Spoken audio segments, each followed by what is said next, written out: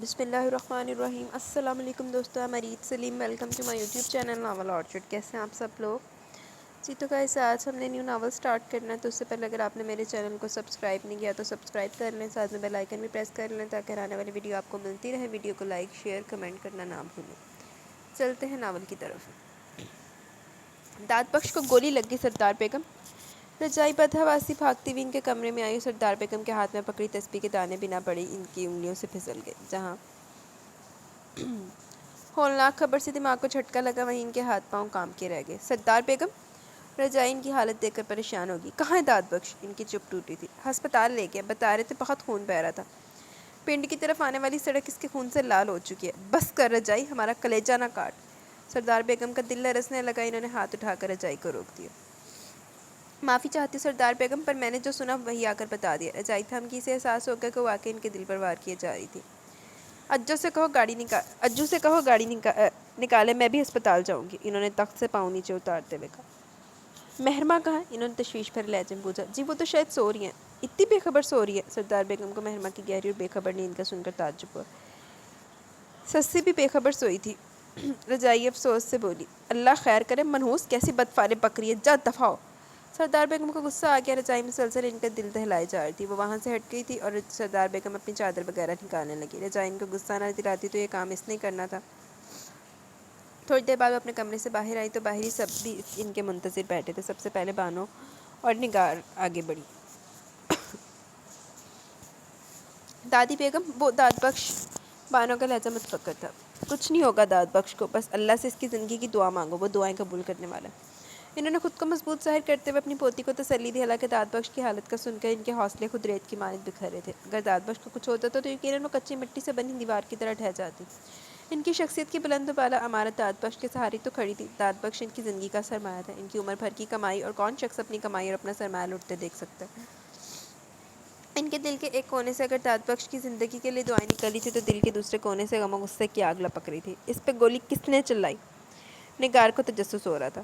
یہ تو پتہ نہیں چلا بی بی جی، سڑک کے قریب جھاڑیوں میں سے چھپ کر فائر کیا گیا۔ ہم کچھ دوری کھیتوں میں کام کر رہے تھے، فائر کی آواز سن کر سڑک کی طرف بھاگے تو پتہ چلا کہ داد بخش کو گولی لگی ہے۔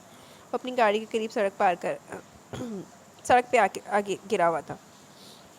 ان کے گاؤں کے ایک کسان نے ساری بات بتائی۔ داد بخش کو گولی لگنے والی اطلاع اسی نے آ کر دی تھی اور ابھی تک سردار بیگم کے انتظار میں بیٹھا ہوا تھا۔ میں اچھی طرح جانتی ہوں کہ گولی کس نے چلائی ہے۔ چلو رجائی، انہوں نے کہتے ہوئے قدم آگے بڑھا دیا۔ لیکن دادی بیگم، وہ مہرماں، بانو بے ساختہ بولی، ہماری واپسی تک وہ اپنی بے خبری کا ماتم کرے گی، باقی کا ہم آ کر سنبھال لیں گے۔ سردار بیگم بانو کو سمجھا کر رجائی کے ساتھ باہر نکل گئی تھی اور رفتہ رفتہ سب بھی ملازم وہاں سے ہٹ گئے، صرف مہربانو اور مہر نگار بیٹھی رہ گئی۔ مگر بنا داد بخش کا کیا بنا؟ داد بخش کا بچ گیا یا چلا گیا؟ حاجرہ بیگم بھی آ گئی۔ ان کے طنزیہ لہجے پر ان دونوں کو بہت غصہ ہے۔ اللہ نے چاہا تو وہ ٹھیک ہی ہوگا، بانو چبا کر بولی تھی۔ یہ تو تم کہہ رہی ہو، لیکن اگر وقت ہی آ گیا تو کیا کہا جا سکتا ہے؟ حاجرہ بیگم بے رحمی سے بولی تھی۔ آپ کو یہ سب کہتے ہوئے اللہ سے خوف نہیں آ رہا؟ نگار نے آنکھیں پھیلا کر دیکھا۔ ارے کیوں بھائی، ایسا کیا غلط کہہ دیا میں نے؟ وہ انجان بن کر بولی۔ غلط تو آپ نے نہیں کہا، لیکن اس وقت ہم یہاں بیٹھ کر کسی دوسرے کی موت و زندگی کی باتیں کر رہے ہیں۔ ہم میں سے کسی کو بھی نہیں پتا کہ ہمارے پاس کتنا وقت ہے۔ حاجرہ بیگم ایک دم سٹپٹا گئی۔ کیسی بدفعلیں منہ سے نکالی ہو، میں آج ہی سردار بیگم سے بات کروں گی، پھر تو مجھے بھی دادی بیگم کو بتانا پڑے گا کہ آپ داد بخش کے بارے میں کیسے سفاک خیالات رکھتی ہیں۔ نگارات جان بوجھ کر مہرماں کا انداز اپنا کر بولی اور باقی حاجرہ بیگم ایک سیکنڈ میں سیدھی ہوگی۔ میں بھلا داد بخش کے بارے میں ایسے خیالات کیوں رکھوں گی؟ اتنا اچھا اور اتنا سعادت مند تو ہے وہ۔ حاجرہ بیگم نے فوراً پیترا بدلا۔ یہی بات تو ہم آپ کو سمجھاتے ہیں۔ خیر، آپ داد بخش کی زندگی کے لیے دعا کیجیے، لیکن دل سے۔ نگار کہتے ہوئے کھڑی ہوگی۔ اے دادی، چول عورتاں دل نال تو ضروری دعا کرن گیا، جنہاں دی زبان ہی گندی انہاں دا دل کتوں صاف ہونا۔ ہسپتال میں گاؤں کا بہت سے لوگ جمع تھے اور سبھی کی زبان پہ داد بخش کی زندگی کے لیے دعا تھی۔ جیسے سردار بیگم ہسپتال پہنچی، وہ سب ان کو دیکھ کر کھڑے ہو گئے اور احترام سے سلام کیا۔ داد بخش کہاں ہے؟ انہوں نے ان سب کے چہروں کو بغور دیکھا، کسی انہونی کے ڈر سے۔ اندر آپریشن تھیٹر میں ڈاکٹر گولی نکال رہے ہیں، بشیرہ لوہار فکر مندی سے بولا۔ ڈاکٹر کیا کہتے ہیں؟ وہ تو جی، ڈاکٹر تو تسلی دیتے ہیں۔ گولی کہاں لگی تھی؟ سینے کے اوپر، کندھے کے قریب۔ بشیرہ لوہار داد بخش کے لیے حد سے زیادہ پریشان ہو رہا تھا۔ اللہ خیر، وہ بے ساختہ کہتی قریب پڑی بینچ پر بیٹھ گئی۔ نانی بیگم، داد بخش کیسا ہے؟ قاسم علی راہداری عبور کرتا ان کے قریب آ گیا۔ تمہیں پتہ چل ہی کیا ہوگا کہ داد بخش کیسا ہے؟ سردار بیگم نے کمزور سے لہجے میں کہتے ہوئے اپنے نواسے کو دیکھا۔ لیکن یہ سب کس نے کیا؟ گولی مارنے والا کون تھا آخر؟ قاسم علی نے وہی سوال کیا جو باقی سب کے ذہن میں گردش کر رہا تھا۔ گولی مارنے والا بھی ہم میں سے ہی تھا قاسم علی۔ سردار بیگم کے پتھریلے لہجے پر قاسم علی چونک گیا۔ کیا مطلب ہے نانی بیگم؟ مطلب ہے میں تمہیں پولیس کے سامنے بتاؤں گی۔ پولیس کو فون کرو، ابھی تک پولیس پہنچی کیوں نہیں؟ سردار بیگم دل میں کچھ ٹھان چکی تھی، لیکن نانی بیگم تم سے جو کہا ہے وہ کرو۔ وہ اس وقت کسی بحث و تکرار کے موڈ میں نہیں تھی۔ میں ابھی فون کرتا ہوں۔ قاسم علی اپنی نانی بیگم کی بات مانتے ہوئے نکلا۔ وہ کسی کام میں دیر ہو جاتی تو وہ برداشت نہیں کرتی تھی۔ اگر کسی کی بات یا کام میں دیر سویر برداشت کرتی تھی تو وہ صرف داد بخشی تھا۔ اس نے فون کیا تو پتہ چلا کہ پولیس کو پہلے اطلاع مل چکی تھی۔ ڈاکٹر صاحب نے پولیس کو اطلاع دی تھی کیونکہ سراسر پولیس کیس تھا اور واقعی چند منٹوں بعد پولیس وہاں پہنچ گئی تھی۔ آپ کی کسی سے کوئی دشمنی ہے کیا؟ ایس ایچ او نے قاسم علی سے پوچھ گچھ کی۔ نہیں سر، ہماری کسی سے کوئی ہماری دشمنی ہے انسپکٹر صاحب، اور دشمن کو میں اچھی طرح جانتی ہوں۔ آپ نام لکھو، میں لکھواتی ہوں۔ سردار بیگم اٹھ کر پاس آ گئے۔ یہ کیا کہہ رہی ہیں آپ؟ قاسم کو حیرت ہوئی۔ میں جو کہہ رہی ہوں وہ ٹھیک کہہ رہی ہوں انسپکٹر صاحب، لکھو نام۔ انہوں نے اشارہ کیا پھر اپنے دشمن کا نام اور بلدیت درج کروائی تھی۔ قاسم ان کے منہ سے دشمن کا نام سن کر دنگ رہ گیا۔ اسے اپنے کانوں پر یقین نہیں آ رہا تھا۔ مجرم آج شام سے پہلے جیل کی سلاخوں کے پیچھے ہونا چاہیے، ورنہ میں بہت برا پیش آؤں گی۔ انہوں نے وارننگ دی تھی اور مزید کچھ کہے بغیر وہ پلٹ کر آپریشن تھیٹر کے باہر رکھے بینچ پر جا کر بیٹھ گئی اور قاسم علی بس دیکھتا رہ گیا۔ کیڑا ہے مجرم؟ ہمیں بھی بتا دو۔ دعا کرو اللہ میرے بیٹے کے سوئے بھاگ جگا دے۔ سردار بیگم نے بڑی آس بھری حسرت سے کہا اور وہ عورت ان کے چہرے کو دیکھنے لگی۔ یہ عورت سردار بیگم کی حویلی کے باہر بھیک مانگنے آئی تھی۔ ملازمانی سے پیسے دیے تو بولی، اپنی بیگم صاحبہ سے کہو میں 2 دن سے بھوکی ہوں، 2 دن سے کھانا نصیب نہیں ہوا، اچھا کھانا کھلا دے، میری بھوک سے تڑپتی آنتیں انہیں دعا دیں گی۔ سردار بیگم اس وقت وہیں کھڑی پودوں کو دیکھ رہی تھی۔ انہوں نے سنا تو اس بوڑھی عورت کو اندر بلا لی اور ملازموں کو کھانا لانے کے لیے کہا۔ اللہ تیری حویلی آباد رکھے بیگم صاحبہ۔ اس عورت نے کھانا کھانے کے بعد جھولی پھیلا کر دعا دی تھی۔ لیکن سردار بیگم کے دل میں تو بس ایک ہی حسرت تھی، اللہ ان کے بیٹے کو صاحب اولاد کرے۔ اللہ تیرے بیٹے کے بھاگ جگائے گا اور ضرور جگائے گا۔ ایک فقیرنی کی دعا، اللہ تیری حویلی کو ہرا بھرا رکھے، تجھے پوتے پوتیوں کی خوشیاں دکھائے۔ مائی شام ہو رہی ہے تو حویلی میں رک جا۔ سردار بیگم نے اس عورت کو روکنا چاہا۔ بیگم صاحبہ، فقیر مسافر ہوتا ہے اور مسافر کہیں رکتا نہیں، چلتا ہی جاتا ہے۔ تو نے میرے پیٹ کی آگ کو ٹھنڈا کیا، اللہ تیرے دل کو ٹھنڈا کرے گا۔ وہ فقیرنی سردار بیگم کو دعائیں دیتی ہوئی حویلی سے نکل گئی۔ کیا ہو رہا ہے یہاں؟ ولی محمد اندر زندان خانے میں چلا ہے۔ اس بوڑھی عورت سے تیرے لیے دعا کرائیے، اللہ تجھے اولاد جیسی نعمت عطا کرے۔ اس حویلی کے سونے آنگن میں بچوں کی آوازیں گونجیں۔ سردار بیگم بیٹے کے لیے دعائیں کرتی نہیں تھکتی تھی۔ انشاءاللہ وہ آپ کی دعائیں ضرور سنے گا۔ ولی محمد اپنی ماں کے دلی جذبات سے بخوبی واقف تھے۔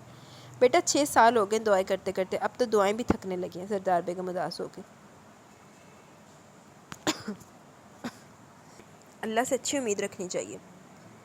ولی محمد نے ماں کو بازو کے گھیرے میں لے لیا تھا۔ اس حویلی کا صرف تو ہی وارث ہے اور تیرا دامن اولاد سے خالی دیکھ کر کلیجے سے ہوک اٹھتی ہے۔ ساجدہ اور راشدہ بھی تو ہے نا، 2 3 بچے ہیں ان کے۔ قاسم 4 سال کا اور رمیز 3 سال کا ہو رہا ہے۔ سردار بیگم کو اپنی بیٹی اور ان کے بچے یاد آ گئے۔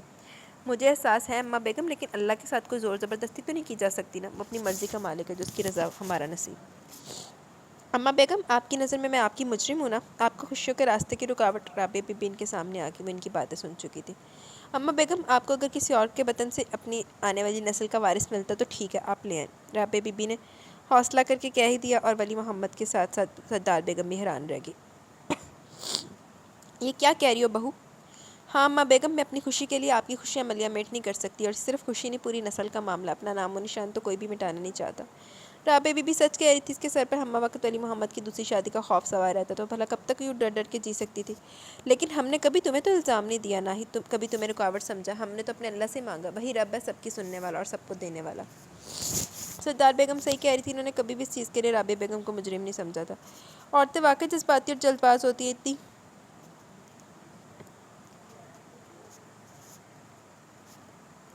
اتنی جلدی اللہ سبھی سن لے گا۔ پتہ نہیں یہ کیا لکھا ہوا ہے یار اوپر، ادھا تو انہوں نے لائنیں کاٹی ہوئی ہیں، مجھے بہت برے لگتے ہیں اس طرح کے پی ڈی ایف۔ ولی محمد نے دونوں کو سمجھایا، وہ تھوڑی دیر کے لیے سمجھ بھی گئی تھی، محض تھوڑی دیر کے لیے۔ سردار محمد اور نواز محمد صرف 2 ہی بھائی تھے۔ ماں باپ نے زمینوں کا بٹوارہ کرنے کے ساتھ گاؤں کا اور حویلیوں کا بٹوارہ بھی اپنی زندگی میں کر دیا۔ بڑی حویلی سردار محمد کے نام اور چھوٹی حویلی نواز محمد کے نام کی تھی۔ بڑی حویلی گاؤں میں داخل ہوتی بڑی شان سے سر بلند کیے کھڑی نظر آتی اور چھوٹی حویلی گاؤں کے دوسرے کونے میں واقع تھی۔ اسی طرح گاؤں کی دائیں طرف کی زمینیں سردار محمد کی ملکیت تھی اور بائیں طرف کی زمینیں نواز محمد کی ملکیت تھی۔ ماں باپ نے بٹوارا کچھ اس انصاف سے کیا کہ دونوں بھائیوں کو کبھی کوئی شکایت نہیں ہوئی اور اپنے بیوی بچوں کے ساتھ وہ اپنی اپنی حویلی میں خوشحال اور پرسکون زندگی گزار رہے تھے۔ سردار محمد بڑے تھے، اس لیے گھر سے باہر اپنے گاؤں اور آس پاس کے علاقے میں بھی انہیں کی زیادہ عزت کی جاتی۔ زیادہ واقفیت تو جان پہچان بھی لوگوں کے ساتھ انہیں کی تھی۔ سردار محمد بہت اصول پرست اور انصاف پسند آدمی تھے، حق اور سچ بات کا ساتھ دیتے تھے، کبھی کسی کے ساتھ ناانصافی نہیں کی تھی انہوں نے۔ کبھی اپنے بیٹوں کو بھی بیٹیوں پر ترجیح نہیں دی تھی، لفظ ہی پھنس گئے دنداں دے وچ۔ کبھی بیٹے اور بیٹیوں میں کوئی فرق نہیں رکھا تھا۔ یہ وجہ تھی کہ ان کے اکلوتے بیٹے ولی محمد نے کبھی ضد نہیں کی، جو کہتے وہ مان لیتے، اور مان تو ساجدہ بھی لیتی تھی، بس راشدہ کی فطرت میں تھوڑی ضد اور ہٹ دھرمی تھی، لیکن اسے بھی ہینڈل کر لیتے تھے۔ لیکن کسے خبر تھی کہ اپنے بچوں کو بچپن میں چھوڑ کر دنیا سے رخصت ہو جائیں گے۔ سردار محمد کی ہارٹ اٹیک سے ہونے والی اچانک اور ناگہانی موت نے ان کی بیوی سعادت النساء کو گمسم کر کے رکھ دیا۔ 3 بچوں کا ساتھ بھری جوانی اور لمبا سفر، تینوں ذمہ داریاں بڑی کڑی اور بڑی کٹھن تھی۔ انہیں حوصلہ چاہیے تھا، حوصلہ انسان کو وقت اور حالات خود بخود سونپ دیتے ہیں۔ بھری جوانی میں بے بکی کی چادر اوڑھ کر اس طویل سفر میں اپنے بچوں کے ہمراہ چل پڑی۔ اپنے دیور نواز محمد کا سہارا لیتی تو کل کو ہزاروں افسانے رقم ہو جاتے، جبکہ وہ اپنے آپ کو لوگوں کی زبانوں کی زینت نہیں بنا سکتی تھی۔ انہیں اپنی نہیں اپنے مرحوم شوہر کی عزت بھی بہت عزیز تھی، اور اسی عزت اور وقار کے لیے انہوں نے جوانی کی مسافت اکیلے طے کی اور ہمیشہ اپنے آپ کو سردار بیگم کہلوایا تھا۔ رشتہ داروں، جاننے والوں اور گاؤں والوں کے لیے جتنے سردار محمد خود اہم تھے، اتنی ان کی بیگم سردار بیگم اہم تھی۔ لوگ ان کا اصل نام تقریباً بھول گئے تھے، سبھی ان کے حکم پر انہیں سردار بیگم ہی کہتے تھے۔ اولاد جوان ہوئی تو ان کی شادیوں کی فکر نے آن گھیرا۔ ساجدہ کی شادی نواز محمد کے بیٹے کے ساتھ طے تھی۔ سردار بیگم کا ارمان تھا کہ پہلے بیٹے کی شادی کرے، لہٰذا انہوں نے بیٹے کے فرض سے فارغ ہونے سے پہلے ولی محمد کے لیے رابعہ کا انتخاب کیا۔ رابعہ ساتھ والے گاؤں کے چودھری کریم اللہ کی بیٹی تھی اور ولی محمد کو پسند بھی تھی، سو انہوں نے ذرا دیر نہ کی اور رابعہ کو بہو بیاہ لائی۔ ولی محمد اور رابعہ کی شادی کے بعد اب بیٹیوں کی باری تھی، لیکن راشدہ شادی کے لیے نہیں مان رہی تھی۔ ہزاروں جتن کے بعد پتہ چلا کہ راشدہ کسی کو پسند کرتی ہے۔ وہ کسی مل آنر کا بیٹا تھا اور راشدہ کا کلاس فیلو رہ چکا تھا۔ اس مقام پر آ کر سردار بیگم کو دھچکا تو لگا، لیکن انہوں نے اپنے آپ کو سنبھال لیا۔ وہ مخالفت کرتی تو یقیناً بیٹی ہاتھوں سے نکل جاتی اور سارا الزام ان کی پرورش پر آتا اور ہمیشہ کے لیے داغ لگ جاتا، لہٰذا انہوں نے سمجھداری سے کام لیا، راشدہ کو اپنی مرضی سے اس کی پسند کے ساتھ رخصت کر دیا۔ ولی محمد کو اعتراض تو ہوا، لیکن ماں کے سامنے وہ کچھ بول نہ سکے۔ دونوں بیٹی اپنے اپنے گھر کی ہو چکی تھی، دونوں کے بچے تھے، اپنے گھروں میں خوش و خرم زندگی جی رہی تھی۔ انہیں راشدہ کے شوہر اور سسرال والوں کی طرف سے جو خدشے تھے وہ ان 5-6 سالوں میں ختم ہو چکے تھے، لیکن ولی محمد کی طرف اولاد کی کمی دیکھ دیکھ کر ان کا دل کرتا ہی رہتا تھا۔ میں لگتا جلد بازی دے وچ دوجا بیاہ کر کے تو کوئی کھچ نہ لین گھر۔ گاؤں میں میلہ لگا ہوا تھا، ہر طرف طرح طرح کے لوگ نظر آتے۔ آپ کو کچھ لینا سردار بیگم؟ ان کی ملازمہ رکھی نے پوچھا تو سردار بیگم چونک گئی۔ نہیں، مجھے بھلا کیا لینا، تم کچھ لینا چاہتے ہو تو لے لو، سردار بیگم کہہ کر آگے بڑھ گئی اور رکھی وہیں کھڑی چیزیں دیکھنے لگی۔ بچے جھولے لے رہے تھے اور ساتھ ڈر کے مارے چیخیں بھی مار رہے تھے۔ وہ اپنی بیٹی رجائی کے لیے چوڑیاں اور پراندے دیکھنے لگی۔ چپ ہو جا بد نصیب، اب روتا کیوں ہے؟ وہ دونوں اس قدر کرخت باز پر ٹھٹکنے پر مجبور ہوگی۔ وہ شاید دربار کا مجاور تھا جو اس بچے کو بری طرح جھڑک رہا تھا، جبکہ بچہ زاروں قطار رو رہا تھا۔ تم اسے کیوں مارے ہو؟ سردار بیگم رہ نہ سکی اور مزار کے برآمدے کے اس کونے میں چلی ہیں جہاں بچہ رو رہا تھا۔ یہ اس کا نصیب ہے بیگم صاحبہ۔ مجاور ان کو دیکھ کر فرش سے کھڑا ہو گیا۔ نصیب؟ وہ کچھ سمجھی نہ۔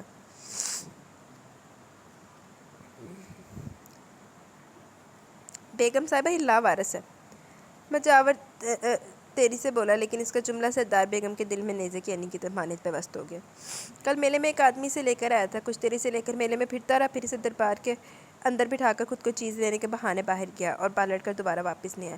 آس پاس کے سارے گاؤں میں اعلان کروائے اگر کسی کا بچہ گم ہوا تو آ کر نشانی بتا کے لے جائے، لیکن تب بھی کوئی نہیں آیا۔ ایک گاؤں کا آدمی بتا رہا تھا کہ اس بچے کے ماں باپ مر چکے ہیں، پچھلے 2 سال سے اپنے ماموں مامی کے پاس تھا۔ مامی کافی بد مزاج عورت اور اس کی نفرت اور ظلم و تشدد سے تنگ آ کر اس کا ماموں سے یہاں چھوڑ گیا اور خود بیوی بچوں کو لے کر گاؤں سے چلا گیا۔ شاید اس بچے کا نام کوئی گھر اور زمین بھی تھے جسے بیچ کر وہ بھاگ گئے تھے، اور یہ بد نصیب کل سے رو رو کر ہلکان ہو گیا۔ کچھ کھایا ہے؟ نہ سویا، ساری رات سے بس پیار سے بیٹھ کر سمجھاتے ہوئے گزار دی، مگر پھر بھی نہیں سمجھا، بس روئے جا رہا ہے۔ تم اسے بد نصیب نہ کہو، کس کی قسمت میں کیا لکھا ہے یہ ہمیں کیسے پتہ ہو سکتا ہے؟ سردار بیگم نے اس بچے کے سر پر ہاتھ پھیرتے ہوئے اسے اپنے قریب کر لیا۔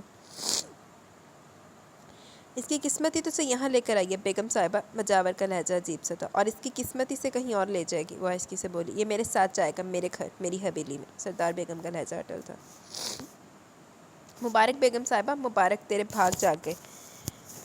آج اللہ نے تیری جھولی بھر دی، تیری مراد پوری ہوگی۔ تو نے ایک یتیم اور لاوارث کے سر پر ہاتھ رکھا، اللہ تجھے وارث دے گا، جا سکھی رہ۔ ان کے قریبی ان کی باتیں سنتی ہوئی بوڑھی عورت اٹھ کر خوشی سے دھمال ڈالنے لگی۔ سردار بیگم نے چونک کر دیکھا، یہ وہی فقیرنی تھی جو چند دن پہلے ان کی حویلی میں کھانا کھانے گئی تھی۔ جا اسے اپنے ساتھ لے جا، وہ فقیرنی خوشی خوشی کہہ رہی تھی۔ آپ خوش قسمت ہے بیگم صاحبہ، آپ کو یہ فقیرنی دعا دے رہی ہے، ورنہ اس کے منہ سے سالوں کوئی دعا نہیں نکلتی۔ اسمت جاور نے حیرانی اور خوشی سے کہا۔ چلو میرے بچے، میرے ساتھ چلو۔ سردار بیگم نے اس بچے کا ہاتھ تھام لیا۔ سردار بیگم کے انداز میں اتنی محبت اور اپنائیت کا احساس تھا کہ خاموش ہو گیا تھا۔ وہ اسے بہلاتی ہوئی گاڑی تک لے آئی اور گاڑی میں بیٹھ کر اس کی نظریں بھی حلوائی کے کھوکے کی سمت اٹھی تھی۔ رکھی، یہ لے پیسے اور جلیبیاں لے کر آ۔ انہوں نے پیسے نکال کر رکھی کو دیے۔ کتنی؟ 10 کلو لے آ، انہوں نے کہا اور سیٹ پر اپنے قریب بیٹھے بچے کو اپنے قریب کر لیا۔ چپ ہو جو، شاباش، تمہیں رونے کی اور ڈرنے کی کوئی ضرورت نہیں، تم اب میرے بیٹے ہو۔ سردار بیگم نے اس کا سر تھپکا، پھر کچھ خیال آنے پر ٹھٹک گئی۔ بیٹا تمہارا نام کیا ہے؟ انہوں نے نرمی سے پوچھا۔ داد بخش، کیونکہ وجہ سے اس نے ٹکر ٹکر بتایا۔ ماشاء اللہ، نام تو بہت ہی پیارا ہے۔ اپنے ابا کا نام یاد ہے؟ جی، ان کا نام خدا بخش تھا۔ اور ماں کا نام؟ Sakina be be. کافی سیانے ہو، وہ ہلکے سے مسکرائیں۔ اتنے میں رکھی جلیبیاں لے کر آگے اور سردار بیگم نے ڈرائیور کو گاڑی سٹارٹ کرنے کا حکم دیا۔ وہ تمام راستے داد بخش سے چھوٹی چھوٹی باتیں کرتی ہوئی آئی تھیں تاکہ اس کا ڈر زائل ہو جائے۔ یہ کون ہے اماں بیگم؟ ولی محمد اپنی ماں کے ساتھ سالہ بچے کو دیکھ کر حیران ہوا۔ یہ داد بخش ہے، میرا بیٹا بھی اور میرا پوتا بھی، انہوں نے قطعیت سے کہا۔ کیا مطلب؟ مطلب یہ کہ تیرا بھائی بھی اور بیٹا بھی۔ سردار بیگم نے بیٹے کو سمجھایا۔ مگر کچھ پتہ تو چلے کہ کون ہے۔ بتاتی ہوں، ابھی بتاتی ہوں۔ رکھی، تو اسے اپنے ساتھ کچن میں لے جا اور اسے اچھا سا کھانا کھلا۔ انہوں نے اسے رکھی کے حوالے کیا اور داد بخش کے بارے میں جان کر اسے بھی افسوس ہوا اور ماں کے فیصلے پر تھوڑی پریشانی بھی ہوئی۔ اگر کل کو کوئی مسئلہ کھڑا ہو گیا تو؟ اس نے سردار بیگم کو دیکھا۔ کیسا مسئلہ؟ کہیں سے اس کے وارث پیدا ہو گئے تو؟ میرا مطلب ہے کہ اس کے وہی مامون ممانی کہیں سے آ گئے تو پھر آپ کیا کریں گے؟ ولی محمد نے ماں کو ممکنہ باتوں سے آگاہ کیا۔ پھر کی پھر دیکھی جائے گی، اگر اس کے مامون ممانی آ گئے تو وہ حشر کروں گی کہ واپسی کا رستہ بھی بھول جائیں گے۔ کم بختوں نے اس معصوم پر اتنے ظلم کیے، بن ماں باپ کا بچہ تھا، انہیں ترس بھی نہیں آیا۔ ان کے عزائم بڑے خطرناک تھے۔ ولی محمد بے ساختہ مسکرا اٹھا۔ ایک خوشخبری ہے آپ کے لیے۔ خوشخبری؟ سردار بیگم کا دل دھڑکا۔ کیسی خوشخبری؟ جلدی بتاؤ۔ سردار بیگم نے بیٹے کا ہاتھ تھام لیا اور ولی محمد وہیں ان کے قدموں میں بیٹھ گئے۔ اماں بیگم، آپ دادی بننے والی ہیں، ابھی گاؤں کے اسپتال کی لیڈی ڈاکٹر یہی بتا کر گئی ہے۔ ولی محمد ان کے دونوں ہاتھ تھام کر قیادت سے چومتے ہوئے بولا۔ وہ اللہ کے حضور سجدے میں گر گئی۔ آج اللہ نے واقعی ان کے اور ان کے بیٹے کے بھاگ جگا دیے تھے۔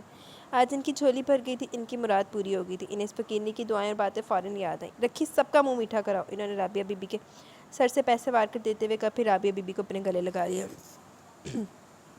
یہ کون ہے؟ یہ میرا داد بخش ہے بہو۔ سردار بیگم نے اگلے 2 دن تک خوشی منائی تھی اور صدقے اور خیراتیں بھی دی اور پورے گاؤں کی عورتیں انہیں مبارک دینے آئیں کہ سردار بیگم کی بہو امید سے ہوئی، اور سردار بیگم نے سب کو مٹھائی دے کر رخصت کیا اور سب سے داد بخش کا تعارف بھی کروایا۔ واپسی پر سبھی عورتوں کی زبان پر داد بخش کا ہی ذکر تھا۔ دیکھو، اللہ پاک نے اللہ کی راہ میں کیا ہے، ایک یتیم کے سر کے اوپر ہاتھ رکھا، اللہ پاک نے اس کی کیسی سنی ہے۔ مہربانوں کا کیا مطلب ہے سردار بیگم؟ رابعہ بی بی کے ہم بیٹی کی ولادت ہوئی تھی اور سردار بیگم نے پوتی کا نام مہربانو رکھا تھا، لیکن چھوٹے سے داد بخش کو مہربانو کا نام بہت ہی اچھا لگا، اس لیے مطلب پوچھ بیٹھا۔ مہربانو کا مطلب ہے الفت والی، محبت والی، یعنی پیار کرنے والی، اپنائیت رکھنے والی۔ انہوں نے داد بخش کو مسکرا کر مطلب بتایا۔ وہ بیڈ پر رابعہ بی بی کے سامنے کمبل میں لپٹی ہوئی پڑی تھی۔ اٹھانا چاہتے ہو تو اٹھا لو اسے، انہوں نے اجازت دی۔ نہیں، یہ گر جائے گی، اس نے انکار کر دیا اور رابعہ بی بی ہنس پڑی۔ بہت سمجھدار اور سیانہ ہے، اللہ نظر بد سے بچائے۔ سردار بیگم نے اس کی بلائیں لے ڈالی۔ داد بخش ان کے لیے واقعی خوش قسمت ثابت ہوا تھا۔ مہربانوں کی پیدائش کے کچھ ماہ بعد ہی رابعہ بی بی پھر سے امید سے ہوگی اور سردار بیگم کی خوشی کا کوئی ٹھکانہ نہیں رہا۔ اور یہی حال ولی محمد کا بھی تھا۔ وہ لوگ اللہ کا شکر ادا کرتے نہیں تھکتے۔ دوسری بیٹی بھی آپریشن سے پیدا ہوئی، اب صرف تیسرے آپریشن کی گنجائش تھی۔ سردار بیگم اس بار بھی پوتی کی پیدائش پر بہت خوش تھیں۔ ان کے ایک پوتے کی ایک وارث کی امید اب بھی سلامت تھی۔ انہوں نے اس کا نام مہرمہ رکھا۔ مہرمہ کا کیا مطلب ہے سردار بیگم؟ داد بخش نے ان سے پوچھا۔ مہر کا مطلب ہے محبت اور ماں کا مطلب ہے چاند، یعنی مہتاب۔ عثمانیہ سلطنت کے 10ویں حکمران سلطان سلیمان کی اکلوتی صاحبزادی کا نام مہرمہ سلطان تھا۔ اسے تم محبت کا چاند بھی کہہ سکتے ہو۔ 9 سالہ داد بخش ان کی بات بڑے غور سے سن رہا تھا اور نظریں سردار بیگم کی گود میں سوئی 5 دن کی مہرمہ پر تھی۔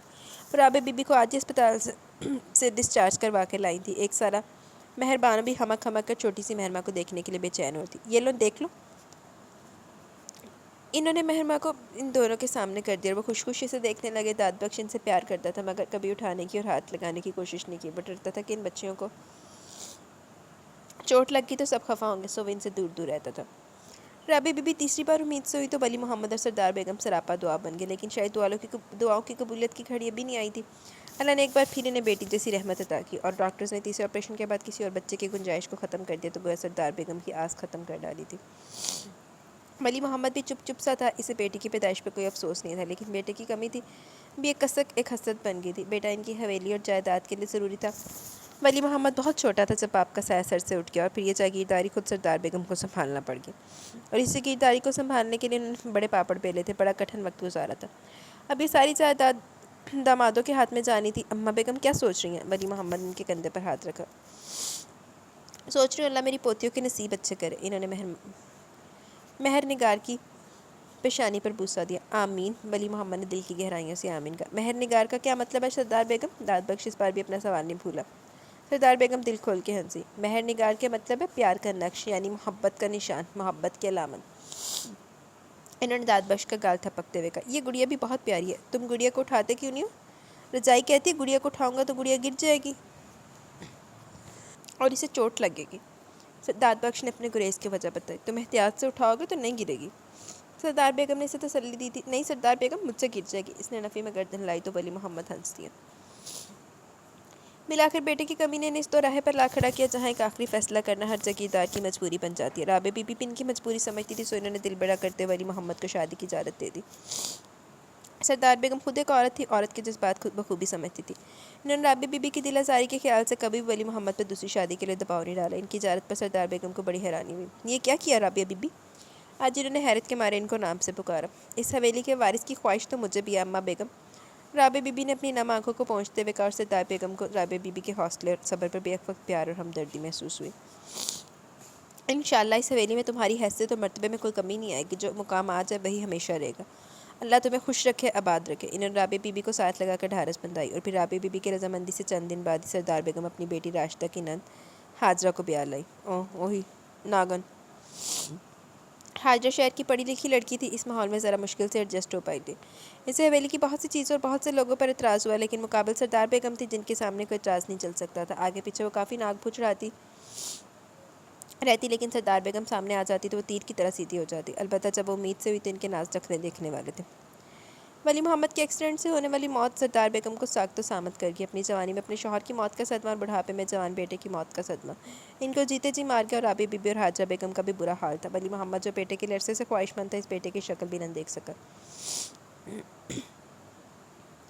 ولی محمد کی وفات کے 10 دن بعد حاجرہ بیگم کے ہاں بیٹے نے جنم لیا، اور سردار بیگم ولی محمد کے وارث کو دیکھ کر دھاڑے مار مار کے روئی تھی، اتنا کہ دیکھنے اور سننے والے کی آنکھوں میں بھی آنسو آ گئے۔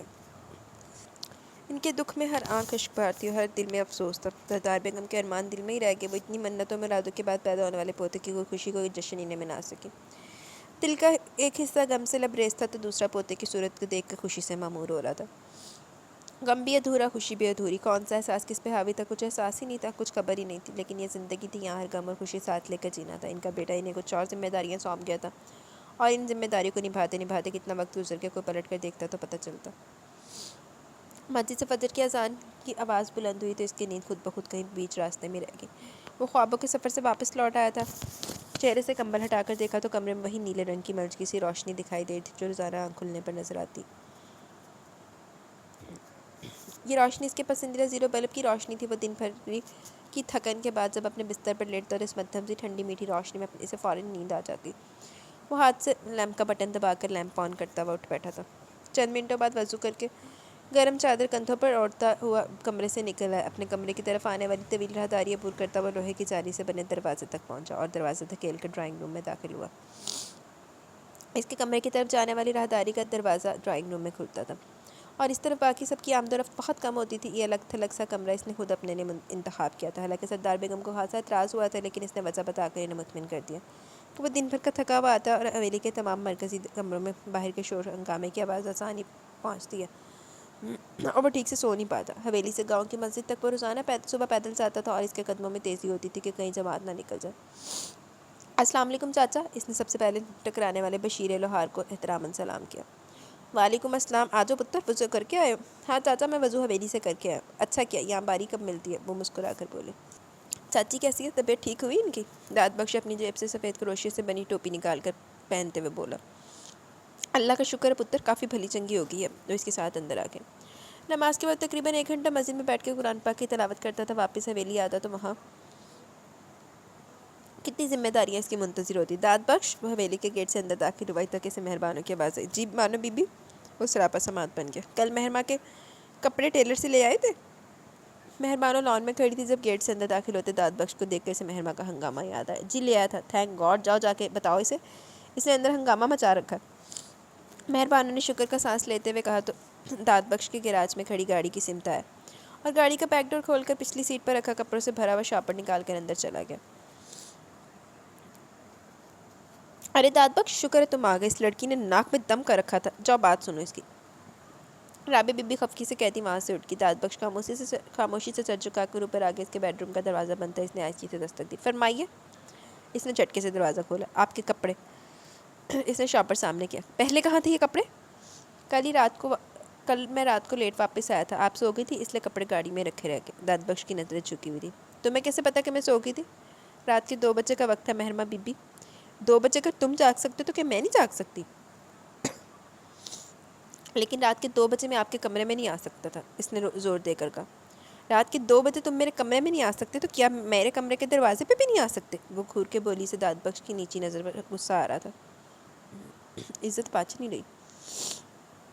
ہاں بی بی نہیں آ سکتا. اس نے 2 ٹوک جواب دیا. اس کا صرف بی بی کہنا اس کی خفگی کا اظہار تھا. میں جاؤں؟ وہ واپسی کے لیے بے چین ہو رہا تھا. جاؤ. اس نے سر ہلایا. شکریہ. وہ فوراً پلٹ گیا. سنو داد.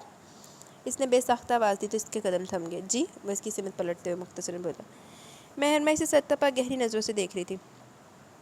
سرمئی رنگ کے شلوار سوٹ میں ملبوس کندھوں پر اسکن کلر کی گرم چادر اوڑھے وہ اس وقت کہاں سے آیا تھا مہرما بخوبی جانتی تھی. اچھے لگ رہے ہو. اس نے دل کا کہا زبان کی نظر کر ہی دیا. اس نے کچھ کہنے کے لیے لب کھولے. تم جاؤ. اب میں کپڑے چینج کرنے جا رہی ہوں. مہرما نے لا تعلقی ظاہر کرتے ہوئے اسے جانے کا کہا اور خود کمرے کا دروازہ بند کر دیا. داد بخش لب بھینچ کے رہ گیا. نال خون دے گھٹ بھی پی کے رہ گیا ہونا. بی بی پاگل ہو گئی. آ جاؤ داد بخش. وہ دستک سے پہچان جاتی تھی. انہوں نے نرمی سے کہا. ادھر آؤ. بیٹھو یہاں. انہوں نے اپنے جہازی سائز نواڑی پلنگ پر کی طرف اشارہ کیا. اب کیسی طبیعت ہے آپ کی؟ سردار بیگم کو 2 دن سے بخار تھا. طبیعت تو پہلے سے بہتر ہے لیکن کچھ تھکن اور کمزوری ہو گئی. اٹھنے کی ہمت ہی نہیں ہو رہی. انہوں نے قحط سے کہا. میں آپ کی ٹانگیں اور پاؤں دبا دیتا ہوں. اس نے ان کے پاؤں پر ہاتھ رکھے اور آہستگی سے دبانے لگا. ارے نہیں میرے بچے یہ تیرا کام نہیں ہے. انہوں نے اپنے پاؤں پیچھے ہٹانے کی کوشش کی. بیٹے ماؤں کے پیر دباتے اچھے نہیں لگتے. انہوں نے داد بخش کی گرفت سے اپنے پاؤں نکالنے چاہے. بیٹے ہی تو ماؤں کے پیر دباتے ہوئے اچھے لگتے ہیں. سردار بیگم. وہ عقیدت و محبت رجائی کے ہاتھ میں نہیں ہوگی جو میرے ہاتھوں میں ہوگی. تم بیٹے ہو لیکن مجھے سردار بیگم کہہ کر پل میں غیر بھی کر دیتے ہو. سردار بیگم بارہا کہہ چکی تھی مجھے اماں بیگم یا دادی بیگم کہا کرو. لیکن وہ بچپن سے اب تک ان کو اماں یا دادی کہنے کی ہمت نہیں کر سکا. میں آپ کو سردار بیگم اس لیے کہتا ہوں تاکہ آپ کا مجھ پر روب رہے. وہ ان کو بہلانے کے لیے ذرا شرارت سے بولا. میں سب جانتی ہوں. مصنوعی خفگی سے بولی. میں نے ڈاکٹر سے ٹائم لے لیا. کل آپ میرے ساتھ شہر چلیں گے اور چیک اپ کروائیں گے. لیکن اب کس لیے چیک اپ کروانا ہے؟ بخار اتر گیا لیکن کمزوری نے کہا تو چھوڑ گیا نا. ڈاکٹر کوئی طاقت کی دوا لکھ کر دے گا تو آپ کی انرجی بحال ہو جائے گی. اس نے حتمی انداز میں کہا. سردار بیگم اس کی اتنی فکر مندی پر مسکرا دی. جیسے تمہاری خوشی. وہ اس کی بات سے انکار نہیں کر سکتی تھی. اماں بیگم. اچانک دروازہ کھول کر راشدہ بیگم اندر داخل ہوئی. کیسی طبیعت ہے آپ کی؟ راشدہ بیگم ان کے پلنگ پر سرہانے کی طرف آ بیٹھی تھی. مجھے کسی نے بتایا نہیں کہ آپ کی طبیعت خراب ہے. وہ تو آج حاجرہ بھابی نے ذکر کیا کہ اماں بیگم بیمار ہے. راشدہ بیگم خاصی تشویش و پریشانی ظاہر کری تھی. اکیلی آئی ہو؟ انہوں نے اس کی فکر مندی نظر انداز کرتے ہوئے پوچھا. نہیں رمیز بھی ساتھ آیا. گھر پہ کوئی ڈرائیور نہیں تھا اس لیے اسے ساتھ لے آئی. انہوں نے اپنی روانی اور بے دھیانی میں بتایا. ڈرائیور گھر پہ ہوتا تو پھر نہ لے کے آتی. سردار بیگم نے مطلب اخذ کیا. ارے نہیں اماں بیگم ایسی کوئی بات نہیں. دراصل وہ اپنی پڑھائی میں بیزی ہوتا ہے اس لیے کہیں آنا جانا کم ہی ہوتا ہے. راشدہ بیگم نے ذرا سنبھل کر جواب دیا. پڑھائی میں تو سبھی بچے مصروف ہوتے ہیں. پڑھائی یہ تو نہیں کہتی کہ اپنے بڑے بزرگوں کو شکل ہی مت دکھاؤ. سردار بیگم خفا ہو رہی تھی. میں جاؤں سردار بیگم؟ داد بخش ان کے پاؤں دبانے کے بعد کھڑا ہو گیا تھا. جاؤ جیتے رہو. اللہ لمبی عمر عطا کرے. ان کے منہ سے دعا نکلی. آپ صبح تیار رہیے گا. ناشتہ کرنے کے فوراً بعد نکلنا ہوگا. وہ ان کو یاد دہانی کروا کر باہر نکل گئے. کہاں جانا ہے اماں بیگم؟ راشدہ نے حیرانی سے پوچھا. ڈاکٹر کے پاس. تو اس کے ساتھ جانے کی کیا ضرورت ہے؟ میں لے جاؤں گی. رمیز ہے نا ہمارے ساتھ. تم اور رمیز آ جاؤ لیکن کل نہیں ہوگے. پھر کس کے ساتھ جاؤں گی؟ کیا مطلب ہے اماں بیگم؟ مطلب یہ کہ تم لوگ مہمان ہو. چلے جاؤ گے تو پھر میں کیا کروں گی؟ سردار بیگم کے لہجے میں استحضاء تھا. راشدہ بیگم کا موڈ بگڑ گیا لیکن وہ خاموش ہو گئی. السلام علیکم نانی بیگم. اتنے میں رمیز اندر داخل ہوا. وعلیکم السلام. کیسے ہو بچے؟ سردار بیگم نے کہا. میں ایک دم فٹ ہوں. آپ سنائیں بخار کم ہوا؟ وہ کرسی کھینچ کر ان کے قریب بیٹھ گیا. بخار اتر چکا. خواہ مخواہ تمہاری ماں نے تمہیں زحمت دی. ارے نہیں نانی بیگم زحمت کیسی. جب بھی یہاں آتا ہوں بڑا اچھا فیل کرتا ہوں. رمیز نے کافی خوشگوار لہجے میں کہا. جس پر راشدہ بیگم نے حیرت سے بیٹے کو دیکھا۔ شہر سے یہاں آتے ہوئے تو وہ خاصا بیزار و خفا ہو رہا تھا، لیکن اب اچانک موڈ کی تبدیلی حیرانی کا باعث تھی۔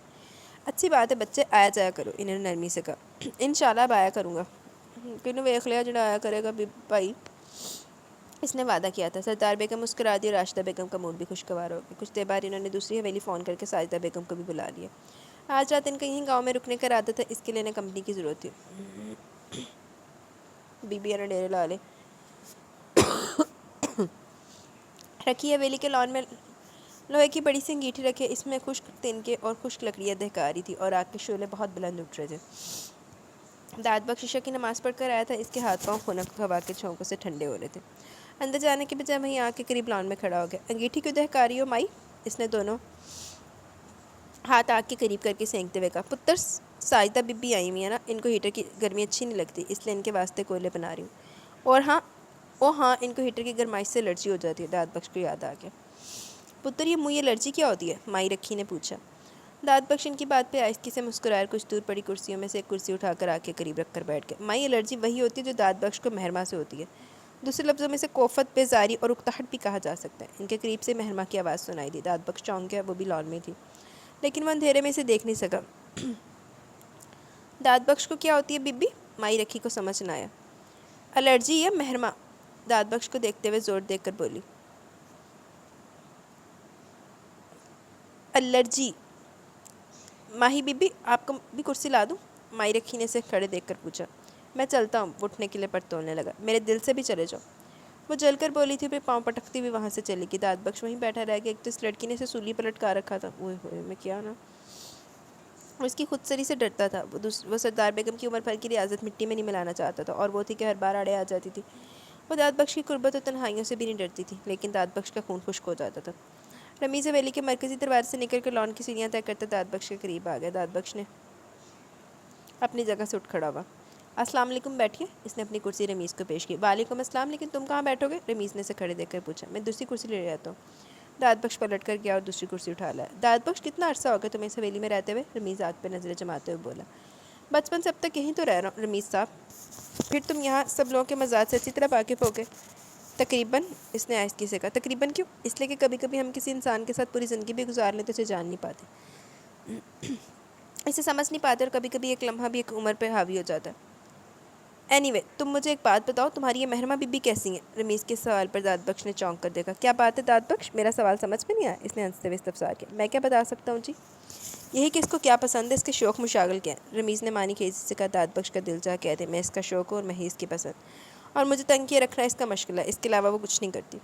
دیکھیے رمیز صاحب، میرا کام زیادہ تر حویلی سے باہر ہوتا ہے، میرا ان کے ساتھ اٹھنا بیٹھنا تو ہے نہیں کہ میں ان کے مزاج کو سمجھ سکوں۔ جتنا میں جانتا ہوں بہت اچھی نیچر کی ہیں، البتہ تھوڑی ضدی ہیں، اکثر ضد پر اڑ جاتی ہیں۔ داد بخش نے سرسری سے انداز میں بتایا۔ اوہ، یہ تو بہت ہی بری بات ہے۔ کیا مطلب ہے آپ کا؟ یہ لڑکیاں ضدی ہوں تو بڑی پرابلم ہو جاتی ہے۔ لڑکیوں میں سب کچھ ہونا چاہیے، ناز نخرہ، ادائیں، لاڈ پیار، لیکن ضد نہیں ہونی چاہیے۔ میں اس چیز سے سخت الرجک ہوں۔ رمیز نے بڑے دھڑلے سے اپنے واہیات خیالات کا اظہار کیا۔ داد بخش اپنے اشتعال کو ضبط کر گیا۔ لگتا ہے کافی تجربہ ہے آپ کو، اور وہ جواباً کہکا لگا کر ہنسا۔ تجربے تو بہت ہے داد بخش، اب کسی نئے تجربے پر دلم آتا ہے۔ اس نے داد بخش کے کندھے پر ہاتھ مارتے ہوئے کہا۔ داد بخش کا چہرہ سرخ پڑ گیا، کن پٹی کی رگیں تن کی وہ اٹھ کھڑا ہوا۔ کافی ٹائم ہو چکا، اب سونا چاہیے۔ اتنی جلدی؟ یار رمیز ابھی بیٹھنا چاہ رہا تھا، صبح فجر کی نماز کے لیے بھی اٹھنا ہوتا ہے، جلدی سوؤں گا تو جلدی اٹھوں گا نا۔